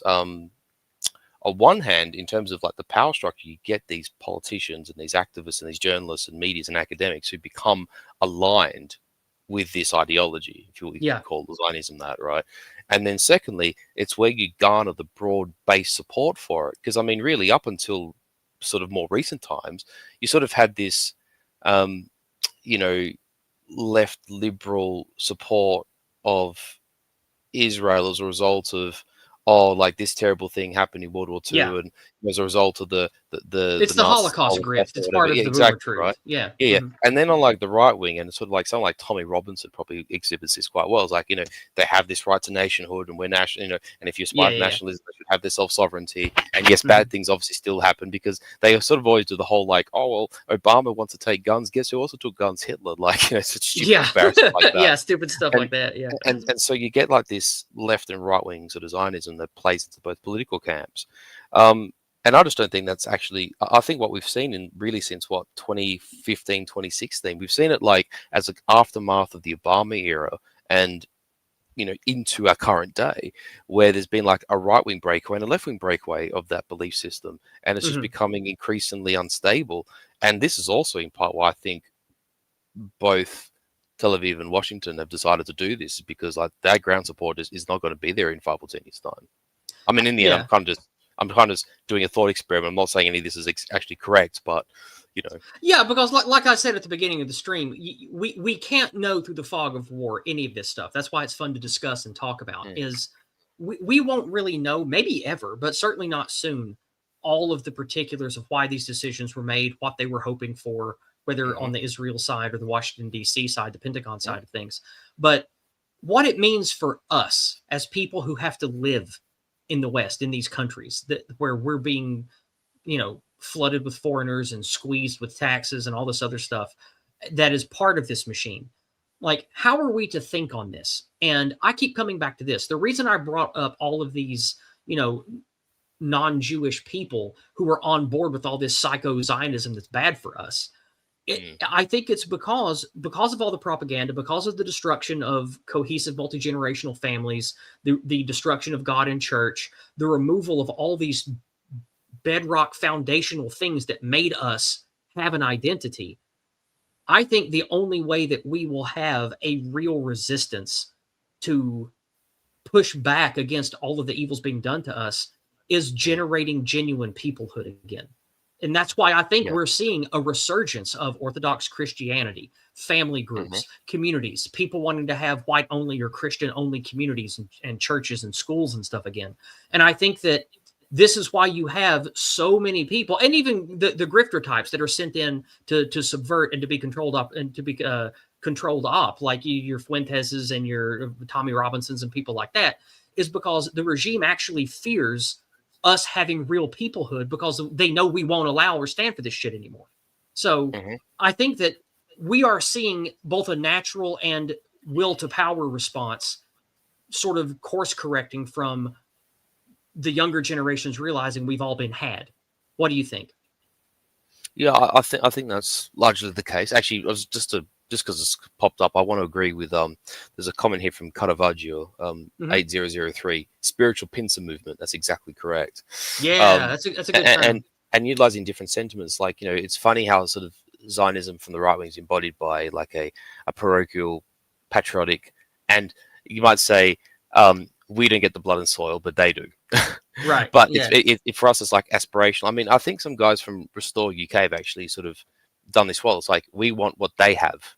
We just want it for us, which is a It's perfectly Restore Britain, by the legitimate way. They statement. don't like Yeah, calling so it Restore the UK. Britain. Oh, sorry. Restore Marcus, Britain. it's Thanks, Reform mate. UK and Restore Britain. Yeah. Sorry, I've got it mixed up. Thank you. It's still early here on the penal colony. I apologize, but yes, thank you. Restore Okay. Britain. Thank you. My apologies to Rupert and our buddies. But yes, that's kind of a very sound argument, because it's like, yes, it's actually legitimate. To quote Jonathan Bowden, it is natural and good to have that inspiration. Most I healthy think so too. societies do, right? And then from the left wing, it's like, it's the victimhood. It's this bad thing happened to us in history. To be egalitarian, to be tolerant means to, like, you have to, every single person on the planet has to kill every last, like, nanomolecule of their inner Nazi.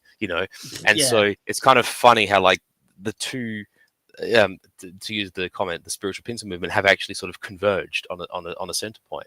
But yeah, so I think that's all perfectly valid, Yizz. And I think also too, we encounter this this sort of notion whereby we all, those of us, I mean, because we're all in varying degrees, like, historians and history buffs, and we read stuff, so we kind of get how this works, right? And whether it's from, like, the Spenglerian context of all things being cyclical, and empires fall, nations rise and fall, everyone has their zenith and their collapse, and you look at a nation like, say, China or Iran, or even, like, to some degree, like, even the Greeks have had, like, several cycles of this stuff, 2 or 3 or 4 in some instances. To some degree, that's also true of, I know the concept of ideology is a more recent one, right? But it's kind of true of, like, politics and ideology as well. And I think we're kind of seeing the sun setting on Zionism in that sense. And I think, like, they've played their tricks. They've exhausted their options. They've done everything in their power, and they've exerted a lot of power with a lot of resources, a lot of money, a lot of whatever. And I just think, as always happens, AA touched on the complacency thing leading to collapse. I think this is actually happening with Zionism as a political and ideological project. I think so too. And I think that, like, I'm not one of these people who looks at the Austrian painter with, like, romantic lenses or anything, but I have I think a neutral, nuanced view and understanding of World War I and II. And I think that the concept of peoplehood and nationhood has been taken from us in such a savage, brutal, unfair way that we are naturally seeing a pushback to that. And I'm not saying that, we're going to have, the Fourth Reich or anything. I don't believe that. But I do think that the complacency and the fallacy of this, call it what you want, the anti-white narrative, the boomer truth regime, those kinds of things, I think that inevitably it has backfired. And all of this liberal poisonous Kool-Aid that we've been fed has basically inoculated us against all of these liberal, self-destructive, anti-white ideas. And especially the younger guys I talk to who are politically active, they're, like, more extreme than, like, shit I used to read on 4chan 15 years ago. Like, they're like, yeah, I'm just going to, vote for everybody I can who's going to remove every single foreigner and, make homosexuality illegal. And I'm like, whoa, I didn't used to hear people talk like this. And, like, this is, like, regular conversations I hear people having at, like, a comic book store. So it's like, it's like something has changed. And I think that, like, I don't know where it's going. I'm not saying, be white pilled forever. We're going to win, bros. Haha. Like, but I do think that a cultural shift has happened. And I think that this propagandistic control of the anti-white narrative is becoming very untenable for the people who run it. And I don't think they have the competency and the will to see it through and to reestablish it again. So I don't know what comes next, but I definitely think that the spell is broken. Yeah, I think for those who do follow me on X, I think my old saying of "genie shall not back in bottle" is exactly what's happening. I think that we've probably seen too much. Well, I know Speeds brought up the tweet, so I'll keep this brief. But essentially, I think there's been, like, a combination of factors. There's been these wars since 9/11, and 9/11 was a very egregious thing for those of us who lived and experienced it. Like, I almost myself joined the armed forces on the basis of that when I left high school, because I was, like, so egregiously sort of upset by what had happened, and thank goodness I did in hindsight. A lot of the guys I knew around my age also felt similar sentiments, and some of them did join. A lot of us did. I mean, look at like that Tillman guy, like the guy that had like a full-on Yeah. NFL career, and then just Yeah. like was an absolute Chad and died for no reason in the end. Unfortunately, Yeah. as much as a hero as he definitely was as a person. But the fact is, like, we've had the wars, and then there was the Arab Spring, and then the GFC, and then like, oh, no one got in prison for the GFC, and then there was a massive push towards like the social progressive angle under throughout the Obama era, particularly Obama 2, and then sort of like they sort of really pushed for this sort of zenith of the liberal progressive dream, you might say. Meanwhile, we have this massive influx of non-Westerners into the West, and we all and a massive remember, influx of institutional anti-whiteism, teaching young white Well, men well, that they are well, that- ineffably damned and all that too. Well, exactly, and that happens both from the standpoint of the ideological creep within the countries and the influx of people who hate us. And those two, the Western traitorous liberal collaborating with the foreigner who wants Gibbs and Dominion, essentially. Those two things have coincided together, and I think in the end, you combine those things with like what we have witnessed throughout the Trump era, and as much as Trump's probably been ultimately a failure for us, I think what Trump did do is that many political sacred cows were broken throughout the process. A few, you might say, ideological pinatas were smashed throughout that process, and then between that and then basically rigging an election and then COVID and like all these other things that have happened, Russia, Ukraine's probably had an impact on that as well. It was like, oh, America's not invincible. Oh, the West aren't unassailable. And then the calamity with Biden and Afghanistan, like all these little things have just crept together and coalesced into a situation where this genie's not going back in the bottle now. They've actually missed their chance to get there. What's the phrase we use? Gay space, race, communism, whatever it is. Like, gay space communism is a funny phrase that me and a lot of other people say. Like they pushed gay space communism so hard that they went past the point of us being able to accept it. Like they basically, like, if you know that scene from like the Star Wars New Hope where he like pops the proton torpedoes into the exhaust valve. It's like they've actually overshot and they've like missed the exhaust port. Like it's over now. They've missed the mark. There's no second trench run now. It's over. You know what I mean? Like they're not doing it again. Because you have like one of the things that I think is the major flaw in all of this anti-white, anti-Western, let's exploit the Goyim shit is they don't understand the boil the frog slowly. They wanted too much too fast. They wanted to see and this is why there's a fundamental difference between people like us and people like them, is we know that we will not live to see the better times. We know that we are planting seeds of trees we will never know the shade of. They refuse to accept that. They want to see their idealistic gay race communism before they die because they don't believe in things like we do. They don't believe in God and fortune and cycles and destiny and things like we do. They don't have the warrior spirit. They don't have the philosopher king mentality. They don't embrace the spirit of Rome. They will lose because of that. And we know that we are fighting a multi-generational war for reasons that they can't fathom. And I think that they lost sight of exactly how dangerous and what kind of animal we are. And they pushed it on us too hard and too fast. Exactly. And I was going to say, and I mean, I've said this on several of particularly AA streams where I sort of said, like, I think in the Obama era, they kind of thought they had done it. They'd like hit the summit of Everest, more or less, in an ideological sense. They got too arrogant, and they thought that locked in. It's like, we got all the media, we got got Facebook, got Twitter, got this, got that, got the news networks. No one disagrees with us. We print all the books. It's there's no reverse gear on this, and actually, it wasn't baked in enough. It wasn't long enough. They hadn't like destroyed enough of the chuds, and now they've missed it. They've missed it. Like literally, the boat has left the port, and there's no going back now. But you did say something, and I was going to ask you something, but I've lost it now. But I think it'll come to you. It'll come to you. I think ultimately, this is all. It's funny how we've sort of ended up on like social progression as a result of like talking about Iran and the conflict. But I mean, it is kind of all connected. Yeah. Like, it is in a sense. So sorry, Beat. I know you've had this tweet up for ages. Let's get. Yeah, to sorry. Go ahead, Beat. Go ahead. Been changing really badly. My apologies. No, it's fine. I've enjoyed your back and forth. It's good, makes for good conversation. Just really, it really interconnects everything, doesn't it? But all right, we'd mentioned Reform UK. Well, I've got a shot and a chaser for you. Are you ready? Oh yes.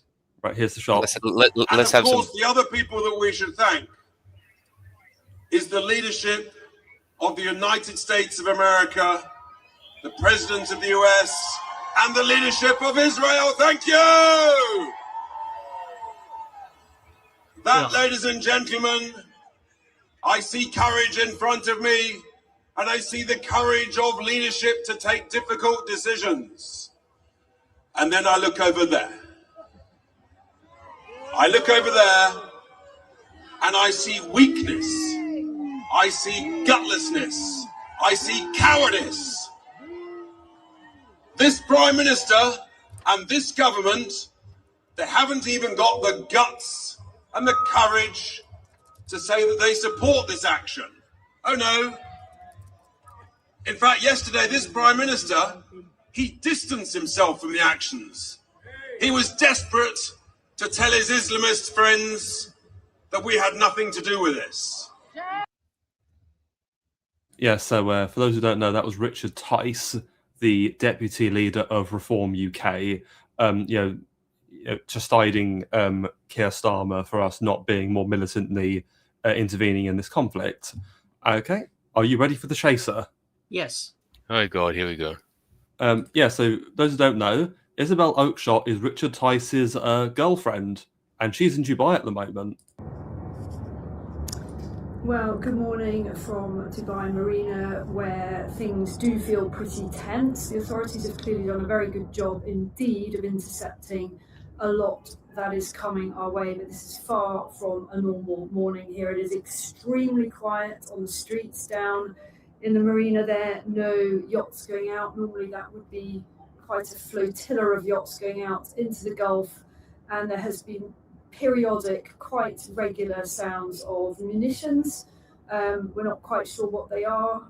Drones of some sort, potentially, and intercepts. We don't think any rockets, but it's very unclear at this stage. A lot of people spent the night in underground car parks last night, sheltering in place on the instruction of the government. The communications have been extremely good.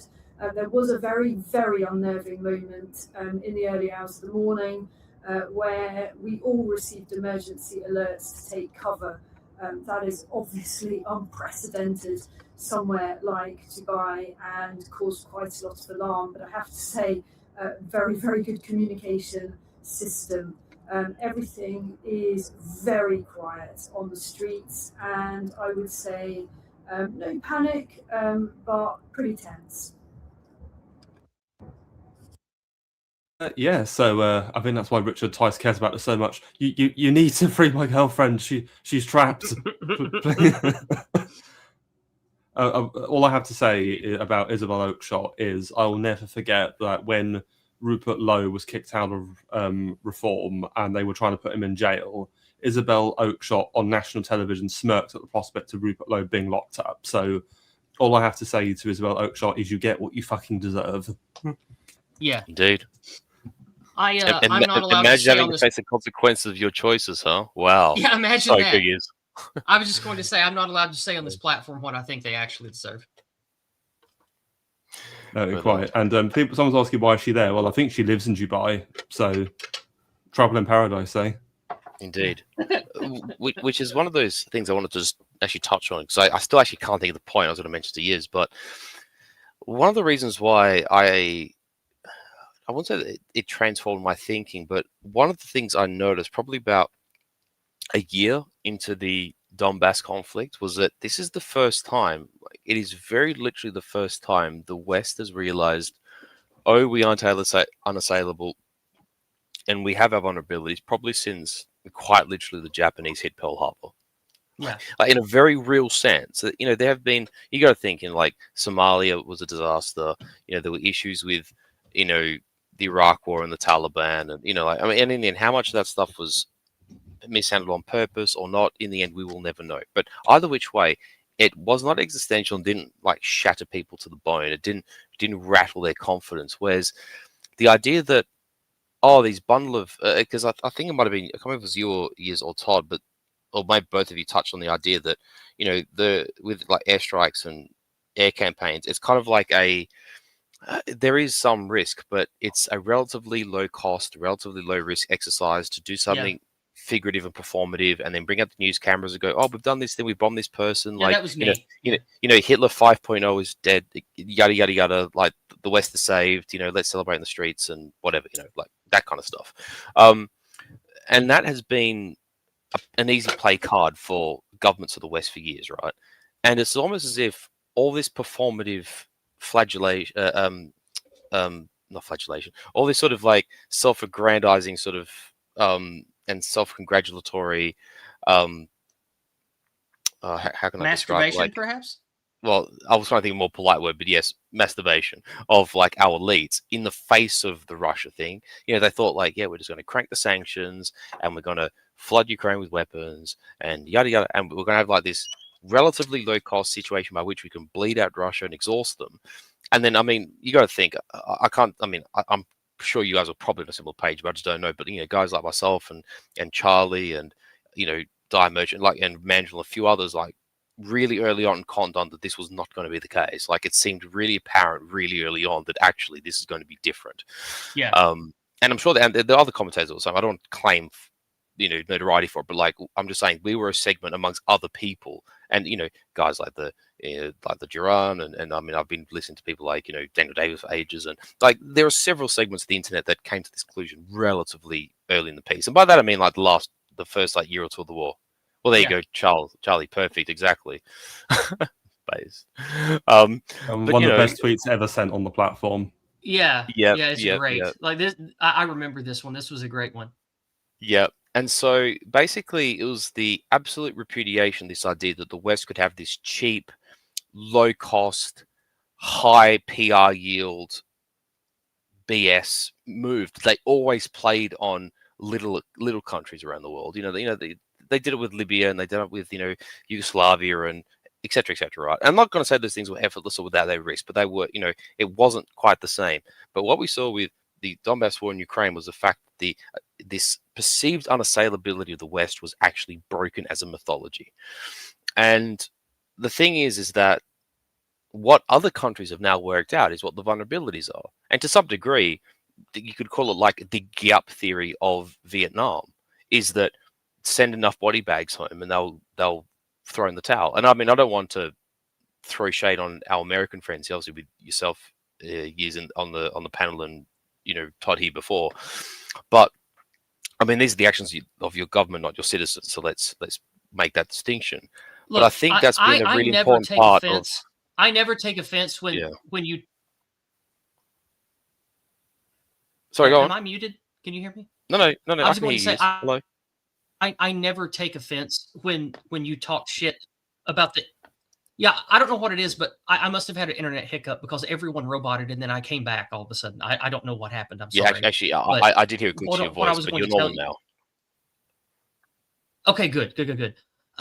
I just want to let you know that I never take offense when you talk about the evil shitbaggery and the failures of my country as a military power, because I hate it. I've hated it most of my life, and I hate it even more now as an educated adult who has learned about all of the evils and lies that my rotten, evil, disgusting government and the people that are in charge of my country have perpetrated against me as an American and the rest of my people, meaning all the European diaspora.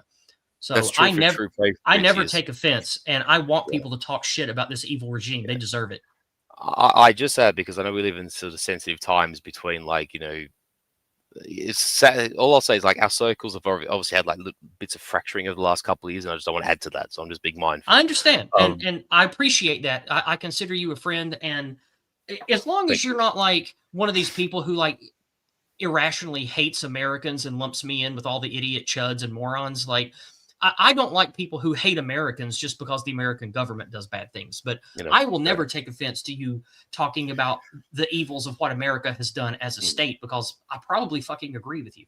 And to be honest with you, like, I mean, you got to think with Bede being in Britain and myself in Australia, we're sort of all varying degrees culpable in terms of our governments. They've all sort of played their part in that sense. Yeah. But suffice to say, yeah, I think what we have seen is going back to that point, is like the destruction of that mirage and that edifice, that assumption.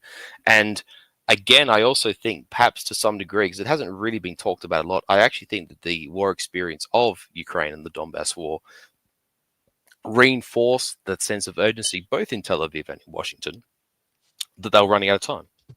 And Yeah.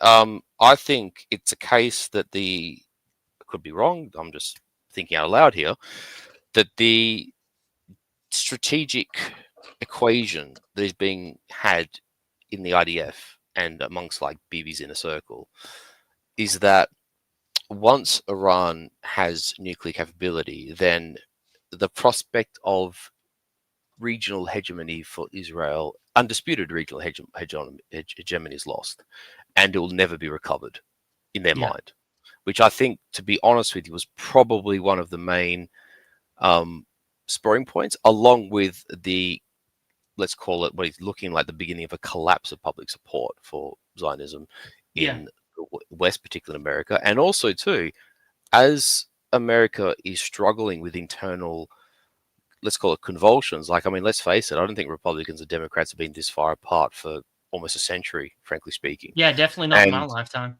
Exactly. And I think people are going to have to reckon into the future going forward that this is going to become an increasingly volatile situation within America, and the prospect of the United States actually fracturing as a country, I think the powers that be probably don't want it to happen, because of course not. No, it's what makes America such a powerful international force. Right. But I mean, in the end, the emperors of Rome probably thought that way as well, and that didn't stop it from fracturing. In the end, the situation on the ground as it is, things might not play out. And even if America doesn't fracture, it's just not the unified, strong populace that it once was.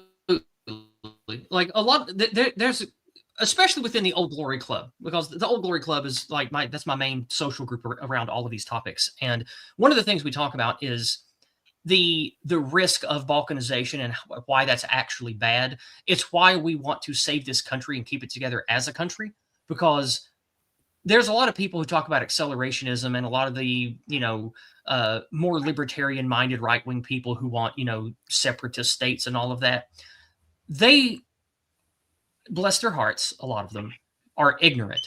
They don't understand the world we live in now, and what a disaster it would be for balkanization and the breaking apart of the United States, not just for Americans, but for all Western people. Like, that's a bad thing that we don't want to happen. Because the way infrastructure and governments work, the way power works, the way that military hardware works, that would be terrible for everyone in the West, especially Americans. And so I think that when it comes to the talk of balkanization or the decay of the United States, while yes, I do think that this ever-growing dissonance between, dissonance between the, let's call them the political poles, I think that that's something we will have to address, because I don't want to see the country torn apart. I don't want balkanization. I used to want that before I was wiser, and I realized what that would entail and what doors that would open for worse demons to come in. Does that make sense? It does. And I mean, not to get off the topic, but just to sort of cap that point, is that is all true, and it's a noble enterprise. But you might even have to reckon with the fact that even though it's not an ideal outcome, you might actually have to experience that in order to preserve something of the legacy America you love. Oh, right, certainly. Yeah, and we talk about that too, how if worse comes to worse, and if we do have a series of Bidens and Kamalas that, wants to turn every piece of this continent into an anti-white hellscape, and there's literally no way we can stop it, then at that point we have to embrace balkanization. We have to embrace separatism. But we want to do everything in our power to keep that from happening, because we know what a chaotic, unpredictable path to the future that is. Yeah, exactly. Yeah, I was going to say, B, do we want to move this conversation anywhere in particular? Have you got any further aims you wish to? No, we've gone over everything I really wanted to. So thank you, both of you, for your contributions. I just want to say, I did DM you actually, because I know we made a point early in the stream. Actually, just want to jump on about the geography. You might want to show that topographical map, because I did send it to you in DMs if you want to just bring it up. Because I think it's actually quite important that people actually see what Iran is like. I've looked at maps of it before. I know it's heavily mountainous and has lots of good ridges for defense. Oh, hell yeah, absolutely. Yeah, that's the one. Yeah, there it is. So that makes the point that we were touching on earlier. I mean, that is a defender's dream and it's no wonder that it was only ever conquered twice in history, or from the West anyway. Just to add a bit to that, Marcus, I don't know if you're aware, but if you go back to the Sassanid period, and that is actually where you have the first formal sort of government of Iran using that title, because it was known as the Iran Shah. Shah means domain, but it also was a term for like a fort or castle. So literally, Iran Shah, the state of Iran, or the fortress of Iran, quite literally. Yeah. Based.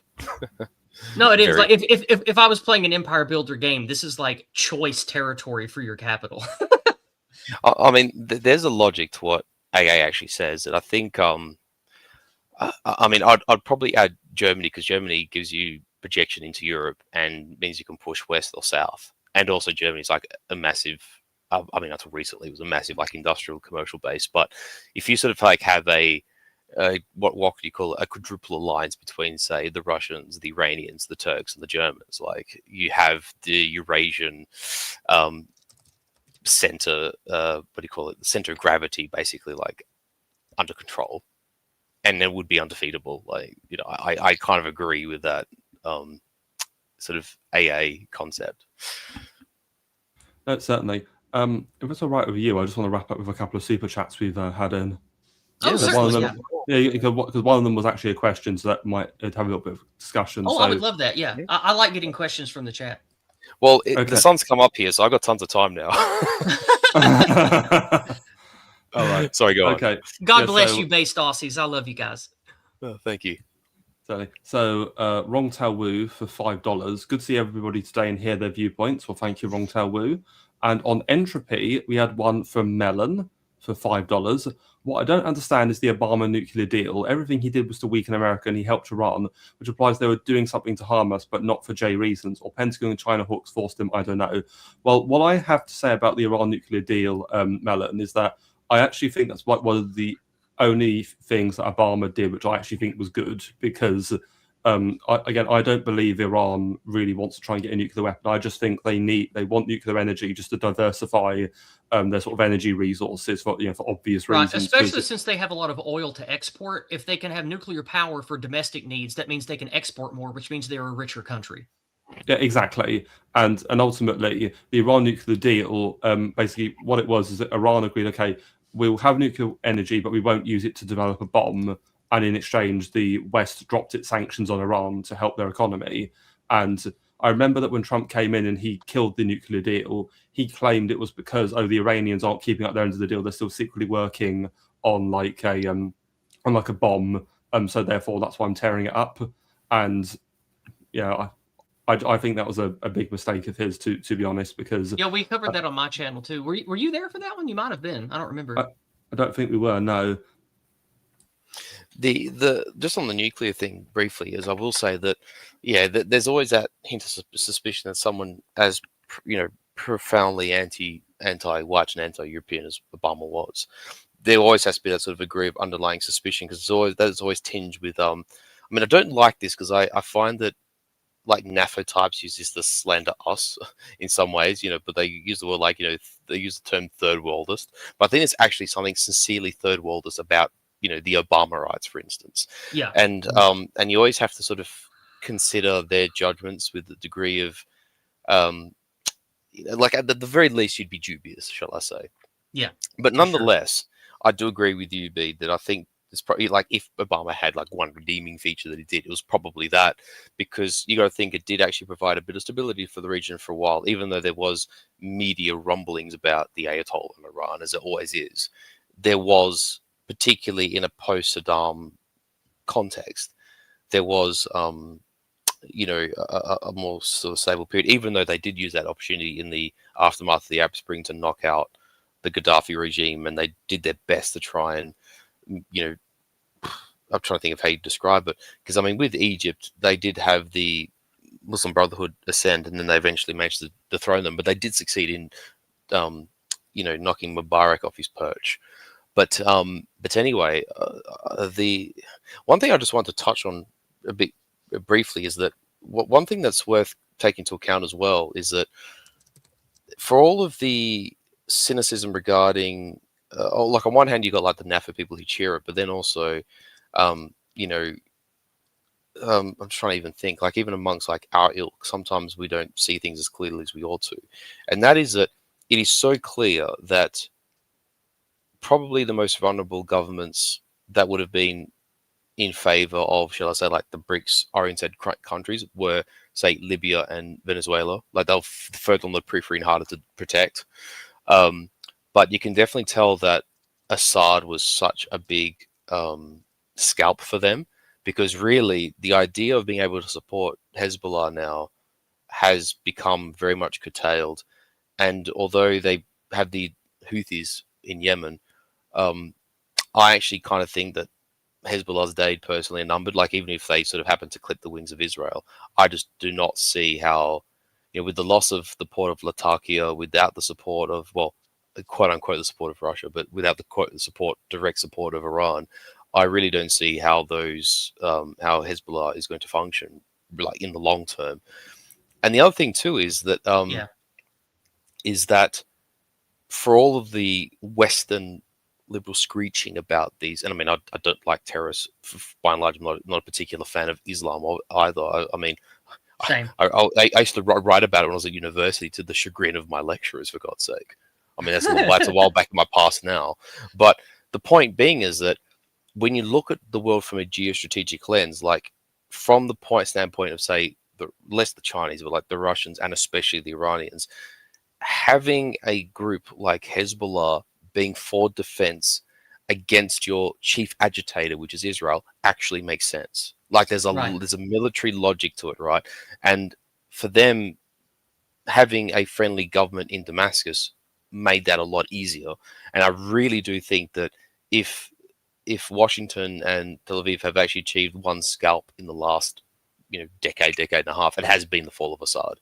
And I think if things were different, that might not have happened. But I think Ukraine took a lot of focus, that Russia could have placed in that area, because they did more or less save Assad back in the 2010s, but took a lot of focus of Russia away from that area, and they've had to sort of spend a lot more. I'm just glad Assad is living large, being an optometrist with his wife, and playing PlayStation again. Like I'm glad he got a good ending, because I don't think he was the villain that my media portrayed him as. I think he's an all right guy. And like buying flowers and sending his wife romantic emails and stuff like that. Yeah, like, that's kind of that's exactly. actually surprisingly wholesome and based for a supposed dictat. Exactly. But like, needless to say, I guess, it's one of those things where it's like the one success that they've had, and it was very key, and they, for them, it was very opportune. Like, if you're talking pure operations and geopolitics, like that was a great move by the West, considering what their aims are, right? But I just don't think it's going to make a big difference, particularly going forward, or maybe even if it does cause the deterioration of Hezbollah. Like, I don't know, I'm just sort of speculating here. But I think it's a point worth mentioning that, I think Assad was a massive scalp, and I think the Iranians have felt that ever since it's happened. And it's exposed them now. You can tell now that it's exposed them very badly. And one other point to remember, Marcus, is other than just Assad, there was another scalp, because a couple of months before, in September 24, like with Iran, there was a smaller decapitation strike against the leadership of Hezbollah, where they got Hassan Nasrallah. So if anything, they had a bit of practice leading up to this. Absolutely, That is definitely a scalp they've taken for the regime, we'll say, is neutralizing that primary anti-antagonistic and intelligence-gathering force of Hezbollah. Certainly. And one other point... I should say counter agitation, not anti. They were very much agitators, but you know what I mean. Well, one other point, Marcus, about Iran's allies, we mustn't forget that Iraq is their ally, because obviously since the collapse of Saddam Hussein's regimes, it's the Shiites in Iraq who've taken over. And during all of these Iranian attacks, don't forget that there are US military bases in Iraq, which the Iraqis have been attacking. So they've proven to be a very reliable ally. And Iraq borders both Syria and Jordan. So one idea I've been thinking of is, what if, the American Israel really screw up here, and what if the Iranians are bold enough to launch an attack on either Syria or Jordan? Because if they can get through either of those, they can then attack Israel directly. I was going to say, imagine if they rechristened Ctesiphon. That would be quite the moment. Oh no! I mean, if they really care about any site in Iraq, it's going to be Najaf and Kabbalah, considering they're the two holiest sites in a Shia Islam. True. But the thing is, symbolically speaking, like if they would ever capture Baghdad and like if they went so far as to rename it, like it would be the absolute repudiation of the Arabization of the country that they've sort of chafed under for 1,000 years. But anyway, that's just me playing fancy in my own mind. Oh no, certainly. And we've actually had one other super chat. So Oh, Dissident nice. Knight for $20 absolutely cracking stream, and yeah, the okay hand emoji. Well, thank you very Legend. much, Dissident Knight. Good man. Thank Good you friend very of, much. good friend of Thank ours. And, Right, and thank yeah, you for financially supporting Bede here. He does good work. Thank you. 100%. And yeah, there's been nothing else in entropy. Yeah, so let's wrap this up. So thank you very much, my two guests. And all I have to say is that if this situation escalates, I might have to do more streams on this. But Well, I would keep love our to eyes come closed. back, especially to talk to Mr. Pertinax here. Marcus has always been one of my favorite speakers in this sphere, and I love being on stream with him. So if you could have us both back for more discussions about this, I would definitely be up for it. Definitely mutual as well. And I mean, I feel the same for Todd as well. Like, I mean, we have some great guys in our circle, and Oh, I love whether it's Todd. Yeah, Bede or he's been on Todd my or- channel a lot. Like Yeah, me and Todd have had a lot of good long conversations together. He's a good guy. Absolutely. And also too is like I think this is something I tend to more talk about, like you might say, like in DMs, or it's kind of like a sentiment I share more privately. But I think one of the great advantages our circle used to have was roundtables, and we don't have nearly enough of them anymore. And I think the idea of actually hosting them is a fabulous idea. So, Bede, if you're prepared to do that, then I consider me down, because I think that's just fantastic. I think from the standpoint of you get like this blend of people with different strengths and different takes and ideas that are usually well founded. And then also I think like even for like our viewers and our friends and our supporters is like it's nice and cozy. Like even if it's a tough subject, I don't think we nearly do enough of these. So yeah, I'm fully there for it, Bede, if you choose to do so. And yeah, likewise, Yizz, love to hear from you again. It's been too long. Of course, I'll PM you on X, and we'll stay in better touch than we have. Thank you. Indeed, thank you. I've had another super chat, another one from Wrong Tail Woo for $5, saying love to hear more with you guys. Well, thank you again, Wrong Tail Woo. Right, is there anything you two would like to show before we get out of here? I do Discordant Dragons, 6 p.m. Eastern Time, 11 p.m. UK time, every Monday evening. It's where I bring on 3 or 4 friends, and we talk about a handful of news-related topics, usually cultural related, with occasional sprinklings of video games and technology. And I always share funny memes and funny videos at the end as sort of a chaser to let off steam and sort of relax and have some giggles after talking about serious stuff. And I originally created that stream series to be a better, more based version of Unpopular Opinions, and I've been going strong for almost 5 years now. And it's a great stream series. And if you want to check out any of my content, it's most of Discordant Dragons is not on YouTube. It's on my Rumble and Odyssey, because for a couple of years I kept getting strikes under the Susan Wiki regime. So I just had to take all of my Discordant Dragons off YouTube. But since it's under different leadership now, the last few months of Discordant Dragons stays up on YouTube, so you can find it there as well. So come check me out. And of course, Marcus, if you can ever find time to want to be on Discordant Dragons, you're always welcome. Bede was on recently as well, and he can tell you it's a fun time. Yeah, I'd love to. Thank you very much for the invite, Yizz, and I'll take you up, and if we can organise a time, let's do it. Thank you. All right, sounds good. Thank you. Anything you would like to show, Marcus? Actually, nothing really much to show per se. Got a sort of couple of ideas bumbling around. Actually, yeah, because I've obviously just been sort of getting back in touch with people recently, and yeah, I think you and I, were talking about that the stream we did about Antigonus with Todd all those years ago, and Todd and I had a few ideas that we wanted to sort of play up on. So maybe there might be something in that regard too, because we both discovered that we are both huge fans of the period of the Diadochi. So I don't have to see what Todd's up to, and yeah, Yizz, I'd gladly take up your offer on that, because it's probably a couple of years overdue. So certainly, yeah, no, that would be sounds lovely. good.